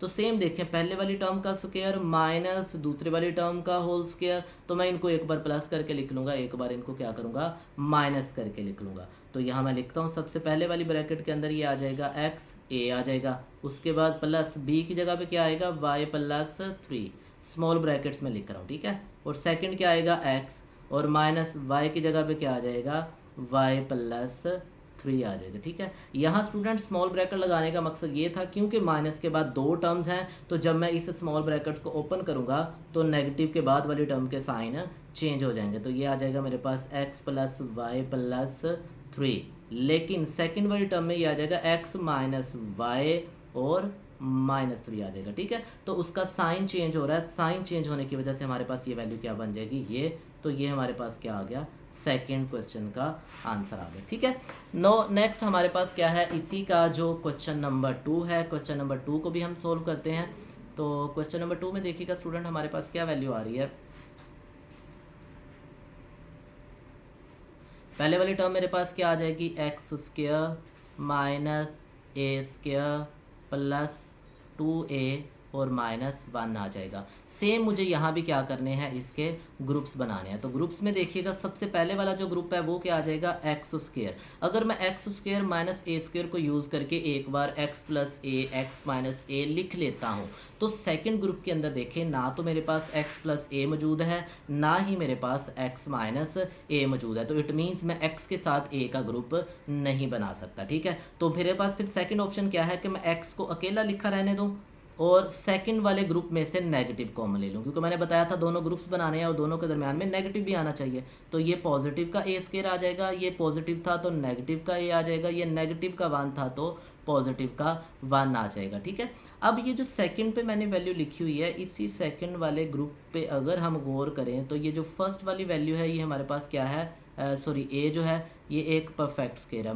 -2 फार्मूले का लिख देता हूँ, यहाँ कोई फर्स्ट टर्म आएगी, यहाँ सेकंड टर्म आएगी और प्लस यहाँ मैं क्या करता हूँ 1 का स्क्वायर मेंशन कर देता हूँ। तो यहाँ मेरा क्या आ जाएगा, सेकंड टर्म, और यहाँ मेरे पास क्या आ जाएगी, फर्स्ट टर्म। अगर मैं इसका प्रोडक्ट लेता हूँ तो ये ए स्क्वायर बन जाएगा, यहाँ 2 multiply by A multiply by 1 minus A आ जाएगा और प्लस 1 का स्क्वायर क्या आ जाएगा, 1 आ जाएगा। ठीक है, तो यहाँ आपने नोट किया कि मेरे पास एक आइडेंटिटी बन गई सेकंड में। कौन सी वाली आइडेंटिटी, ए स्क्वायर माइनस 2ab और प्लस बी स्क्वायर। ठीक है, जब भी ये आइडेंटिटी बनती है तो इस आइडेंटिटी के अगेंस्ट हमें फैक्टर्स मिलते हैं और वो फैक्टर्स क्या होते हैं हमारे पास, a minus B whole square. तो ये जो सेकंड टर्म है, सेकंड टर्म को फिर मैं क्या कर सकता हूँ, a minus B whole square लिख सकता हूँ। तो फर्स्ट टर्म वैसे लिखी रहेगी, माइनस वैसे आ जाएगा और ये आपके पास आ जाएगा a माइनस 1 इसका होल स्क्वायर, क्योंकि a से मुराद मेरी फर्स्ट टर्म a है और सेकंड टर्म b है और b मेरा यहाँ 1 के इक्वल है, तो मैंने लिखा a माइनस बी। अब आपने देखा कि मैंने ग्रुप्स बनाए, दोनों ग्रुप्स के अंदर आपने एक चीज़ नोट की कि पहली बात तो यह है कि दोनों ग्रुप परफेक्ट स्क्वायर है, पहले वाला भी परफेक्ट स्क्वायर है, दूसरे वाला भी परफेक्ट स्क्वायर है। और दूसरी बात ये हुई कि दोनों के दरमियान में साइन भी नेगेटिव है। तो हमने आइडेंटिटी पढ़ी कि अगर दोनों नंबर्स का परफेक्ट स्क्वायर मौजूद हो और दरमियान में नेगेटिव का साइन हो तो हम क्या कर सकते हैं, हम उसको एक बार प्लस करके लिख सकते हैं और एक बार हम उसी को क्या कर सकते हैं, माइनस करके लिख सकते हैं। तो यहाँ मेरे पास जो पहले वाली टर्म है इसका स्क्वायर भी मौजूद है, सेकंड वाली टर्म है इसका स्क्वायर भी मौजूद है। तो मैं क्या कर सकता हूँ, मैं लिख सकता हूँ सबसे पहली वाली टर्म प्लस दूसरे वाली टर्म a माइनस 1 आ जाएगा। ठीक है, a माइनस 1। उसके बाद नेक्स्ट फिर अगेन मैं सेकंड फैक्टर बनाऊंगा और वो मैं क्या लिखूंगा, पहले वाली टर्म माइनस दूसरे वाली टर्म और वो क्या आएगी, a माइनस 1 आ जाएगी। ठीक है, अब क्योंकि मैंने स्मॉल ब्रैकेट्स लगाई हैं मैं इनको सिंप्लीफाई करता हूँ, तो मेरे पास ये आ जाएगा x प्लस a माइनस 1 और सेकंड में आ जाएगा मेरे पास x माइनस a और नेगेटिव जब -1 से मल्टीप्लाई होगा तो वो क्या आ जाएगा, +1 आ जाएगा। तो ये हमारे पास इस प्रॉब्लम की फैक्टराइजेशन फॉर्म है जी। उसके बाद नेक्स्ट स्टूडेंट क्वेश्चन नंबर 5 की जो प्रॉब्लम नंबर है मेरे पास, प्रॉब्लम नंबर 3। तो प्रॉब्लम नंबर 3 को लिखते हैं सबसे पहले, फिर हम इसको सोल्व करते हैं। ठीक है, तो प्रॉब्लम नंबर 3 है हमारे पास 4x square minus Y square minus 2y और -1। ठीक है, तो ये हमारे पास 4 प्रॉब्लम है जिसको मुझे क्या करना है, अब सोल्व करके देना है। ठीक है, तो यहाँ से देखें सबसे पहले सेम लाइक यहाँ भी मेरे पास 4x square minus Y square का b फॉर्मूला बनता है। जब मैं इसको लिखता हूँ तो वो आ जाएगा 2x plus Y 2x minus Y. ठीक है, तो जब सेकंड वाले में से मैं कॉमन लूँगा तो मेरे पास कोई भी ऐसा फैक्टर मौजूद नहीं होगा, तो इट मीन्स मैं इन दोनों का ग्रुप नहीं बना सकता। फिर मुझे क्या करना पड़ेगा, फिर मुझे ये करना पड़ेगा फर्स्ट टर्म का अलहदा ग्रुप बनाऊंगा और लास्ट वाली तीनों टर्म्स का सेम लाइक जैसे पिछले क्वेश्चन के अंदर किया उनका ग्रुप अलहदा से बना लूँगा। तो ये मेरे पास क्या आ जाएगा, यहाँ ये आ जाएगा 4x स्क्वायर माइनस कॉमन ले लिया तो यहाँ मेरे पास आ जाएगा वाई स्क्वायर प्लस 2y और -1 आ जाएगा। तो यहाँ अगर आपने गौर किया हो तो पहले वाली टर्म क्या है आपके पास, 2x का होल स्क्वायर माइनस, अब ये जो सेकंड वाली टर्म है ना इस पर भी अगर आप गौर करें तो ये मेरे पास क्या बनती है, सेकंड वाली टर्म है पहले वाली टर्म का स्क्वायर बन रहा है। ठीक है, उसके बाद नेक्स्ट क्या होता है, प्लस है तो प्लस मैं 2 लिख लेता हूँ। ठीक है, +2 लिख लेता हूँ, यहाँ कोई फर्स्ट टर्म आ जाएगी, यहाँ कोई सेकंड टर्म आ जाएगी, और सॉरी सॉरी, यहाँ थोड़ी सी मिस्टेक हुई है, बाय मिस्टेक। जब हम कॉमन ले रहे हैं तो कॉमन लेने के बाद ये प्लस हो जाएगा और ये भी क्या टर्म हो जानी है प्लस, क्योंकि मैंने नेगेटिव कॉमन ले लिया। तो यहाँ मेरे पास क्या आ जाएगा, अब 2 आ जाएगा प्लस का। तो यहाँ हमारे पास आइडेंटिटी बन रही थी वाई स्केयर, उसके बाद प्लस है तो प्लस का 2 आ जाएगा, यहाँ पहली टर्म आ जाएगी और यहाँ क्या आ जाएगी सेकंड टर्म आ जाएगी प्लस, और अगर देखा जाए तो ये 1 का स्केयर है। ठीक है, तो पहले वाले में मैं क्या लिख देता हूँ वाई आ जाएगा, दूसरे वाले में 1, तो ये 2y स्केयर। तो ये हमारे पास क्या आ गया, परफेक्ट स्केयर बन गया। किस आइडेंटिटी की मदद से बना, हमने आइडेंटिटी पढ़ी हुई थी कि अगर हमारे पास A square plus 2ab plus B square लिखा हुआ आ जाए तो हम इसको क्या लिख सकते हैं, a प्लस बी का होल स्केयर मेंशन कर सकते हैं। ठीक है, तो इसी आइडेंटिटी को यूज़ करते हुए पहले वाली टर्म तो वैसे ही आ जाएगी student, 2x whole square minus second वाला मेरे पास बन गया a प्लस b, इस b का क्या आ गया स्क्वायर आ गया। ठीक है, अब इसी चीज़ को यूज़ करते हुए फार्मूला लगा दिया मैंने इसके ऊपर। तो यहाँ से मेरे पास जो दोनों ग्रुप्स थे, दोनों के दोनों ग्रुप्स के लिए मैंने देखा कि मेरे पास परफेक्ट स्केयर्स भी बन गए, दरमियान में नेगेटिव का साइन भी आ गया। तो आइडेंटिटी मेरे पास ये थी कि अगर मेरे पास किसी तरह ए स्केयर माइनस बी स्केयर बन जाए तो मैं इसको क्या लिख लूँ, एक बार प्लस करके लिख लूँ ए माइनस बी और एक बार इसको माइनस करके लिख लूँ। ठीक है, तो सेम मैं यही वाली जो टेक्निक है अपने इसी प्रॉब्लम के ऊपर भी अप्लाई करूँगा। तो सबसे पहले नंबर पे क्या आ जाएगी, पहले वाली टर्म, और वो मेरे पास क्या आ गया 2x प्लस ये आ जाएगा y प्लस 1, और सेकंड में क्या करूँगा, फिर अगेन लिखूँगा 2x और माइनस लिख दूँगा y प्लस 1 आ जाएगा। ठीक है, तो इन ब्रैकेट्स को सोल्व करता हूँ। जब ब्रैकेट को सोल्व करूँगा तो ये मेरे पास क्या आ जाएगा 2x प्लस y प्लस 1, और यहाँ आ जाएगा 2x माइनस वाई और माइनस 1। तो ये हमारे पास स्टूडेंट्स हमारी क्या होगी, इस प्रॉब्लम की फैक्टराइजेशन फॉर्म आ गई। ठीक है, और सेम इसी का जो प्रॉब्लम नंबर 4 है, प्रॉब्लम नंबर 4 को भी सोल्व करते हैं। और प्रॉब्लम नंबर 4 को सोल्व करने से पहले हम यहाँ राइट करते हैं। तो मेरे पास जो प्रॉब्लम नंबर 4 था वो बेसिकली है 4x स्क्वायर। तो ये है मेरे पास प्रॉब्लम नंबर 4, और 4 प्रॉब्लम है क्या स्टूडेंट्स, वो है मेरे पास x square minus Y square. ठीक है, उसके बाद माइनस का 4x, और उसके बाद आ गया माइनस का 2y, और उसके बाद प्लस का क्या आ गया 3 आ गया। ठीक है स्टूडेंट्स, तो ये मेरे पास प्रॉब्लम था। इस प्रॉब्लम के अंदर मुझे क्या करना है, इसको भी फैक्टराइज करना है, और फैक्टराइज करने के लिए देखें x square minus Y square बन रहा है पहला ग्रुप, लेकिन दूसरे ग्रुप के अंदर 3 टर्म्स बन जाती हैं। इट मीन्स कि मुझे यहाँ से क्या करना पड़ेगा, मुझे अपनी x वाली सारी की सारी टर्म्स सेपरेट करना होंगी और y वाली टर्म्स को सेपरेट लिखना होगा। x का अलग से ग्रुप बनेगा और y का अलग से ग्रुप बनेगा। तो ये पहली टर्म आ गई एक्स स्क्वायर माइनस 4x। ठीक है, यहाँ मेरे पास क्या आ गया माइनस वाई स्क्वायर, और उसके बाद आ गया माइनस 2y, और यहाँ लास्ट पे क्या बच गया 3 आ गया। अब देखो पहले वाली टर्म में स्टूडेंट्स हमारे पास 2 टर्म्स हैं। ठीक है, अगर इसका स्क्वायर परफेक्ट बनाना हो तो मुझे इसके साथ एक टर्म चाहिए। देखें ए स्क्वायर मतलब एक्स स्क्वायर माइनस 2, और इसको अगर मैं 2 पे डिवाइड करता हूँ तो बाकी क्या रह जाएगा 2 बाकी बच जाएगा। तो मुझे इसको 4 बनाना है। ठीक है, इसके साथ अगर मैं क्या करूं, इसके साथ 4 बना लूं, तो 4 बनाने के बाद मेरे पास यही वाली जो टर्म है ये एक परफेक्ट स्क्वायर बन जाएगी। कैसे परफेक्ट स्क्वायर बन जाएगी, मैं पहले इस टर्म को कंप्लीट करता हूं, फिर देन मैं आपके साथ ग्रुप की बात करता हूं। तो मैं सिर्फ पहले वाली टर्म की बात करूंगा। तो क्या आया मेरे पास, जो फर्स्ट टर्म है वो स्टूडेंट मेरे पास क्या है एक्स स्क्वायर माइनस है, तो माइनस लिख लिया 2। यहाँ मेरे पास कोई फर्स्ट टर्म आएगी, यहाँ मेरे पास कोई सेकेंड टर्म आएगी, और यहाँ सेकेंड उसी टर्म का स्क्वायर आएगा। ठीक है, और बाकी सारी टर्म्स मैं वैसे लिख लेता हूँ। ये मेरे पास आ गया वाई स्क्वायर माइनस 2y, और ये आ गया प्लस 3। अब देखें ये एक्स स्क्वायर है, ये बन गया। अब यहाँ मुझे अगर 4 बनाना हो तो पहली बात यहाँ तो x आएगा, पहली टर्म तो x है। सेकंड टर्म अगर 4 बनाना तो यहाँ 2 लिखूंगा, 2 मल्टीप्लाई बाय 2 4x, तो ये 4 हो गया। इट मीन्स यहाँ मुझे क्या करना पड़ेगा, यहाँ मुझे 2 लिखना पड़ेगा।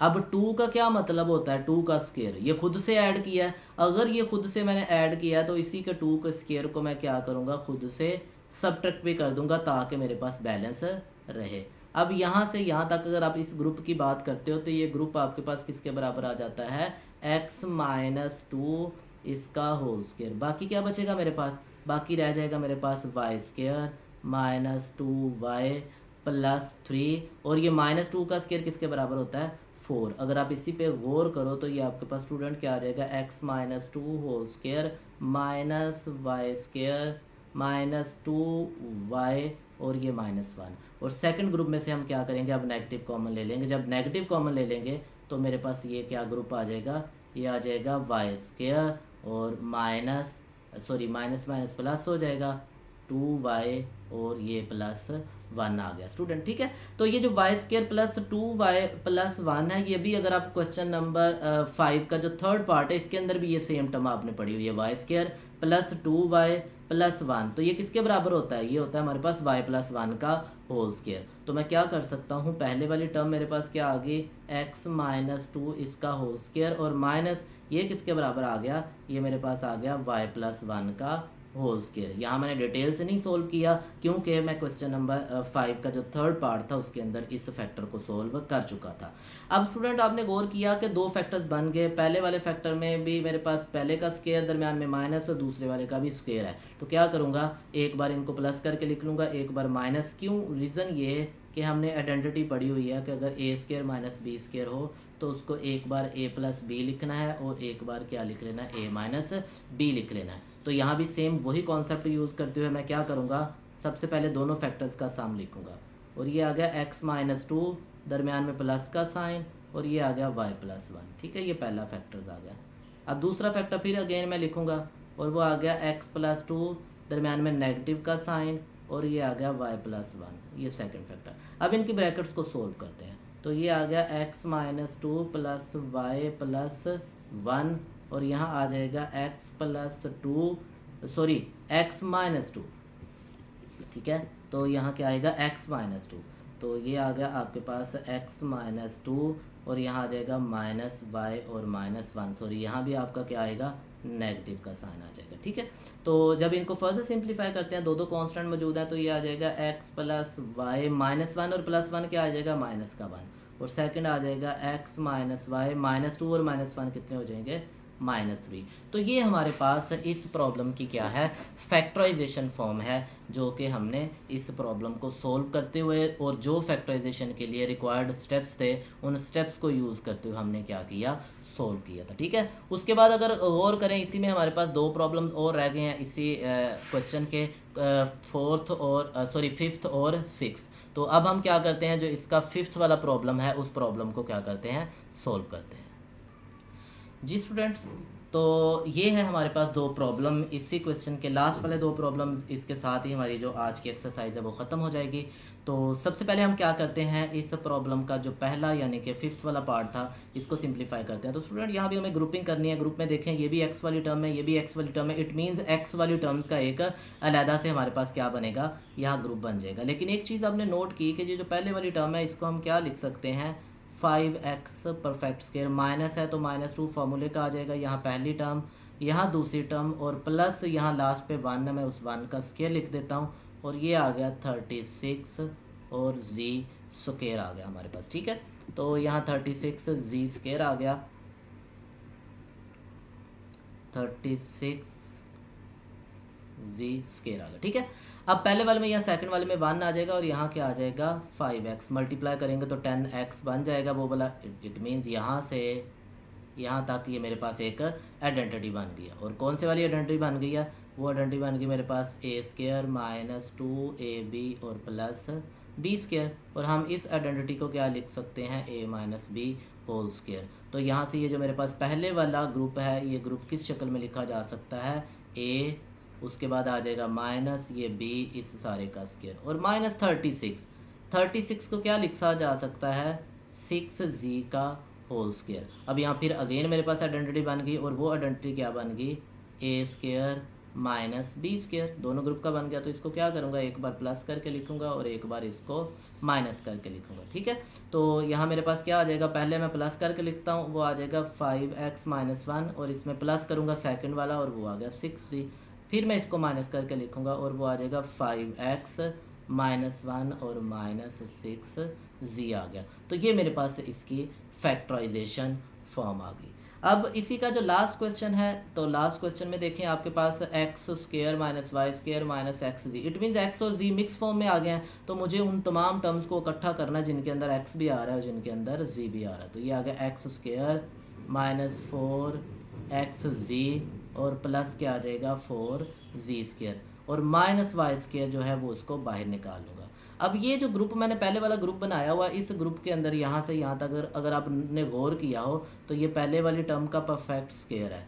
फिर उसके बाद -2 फार्मूले का आ गया। अगर ये पहले वाली टर्म यहाँ x हो और यहाँ सेकंड टर्म आएगी और 4z स्क्वायर है, तो इसको क्या लिखा जा सकता है 2z होल का स्क्वायर। ठीक है, तो यहाँ भी क्या आ जाएगा 2z, तो इनका प्रोडक्ट लें 2 2 4xz, तो ये वाली टर्म बन गई। तो ये एक फार्मूला बन गया। और कौन से वाली आइडेंटिटी बन गई हमारे पास? आइडेंटिटी बनी हमारे पास ए स्क्वेयर माइनस 2ab और प्लस क्या आ गया बी स्क्वेयर। तो इसको मैं क्या लिख सकता हूँ a minus B whole square. ठीक है, a minus B whole square है, तो यहाँ क्या आ जाएगा, ये a की जगह पे मेरे पास यहाँ a की जगह पे मेरे पास क्या आ जाएगा x आ जाएगा।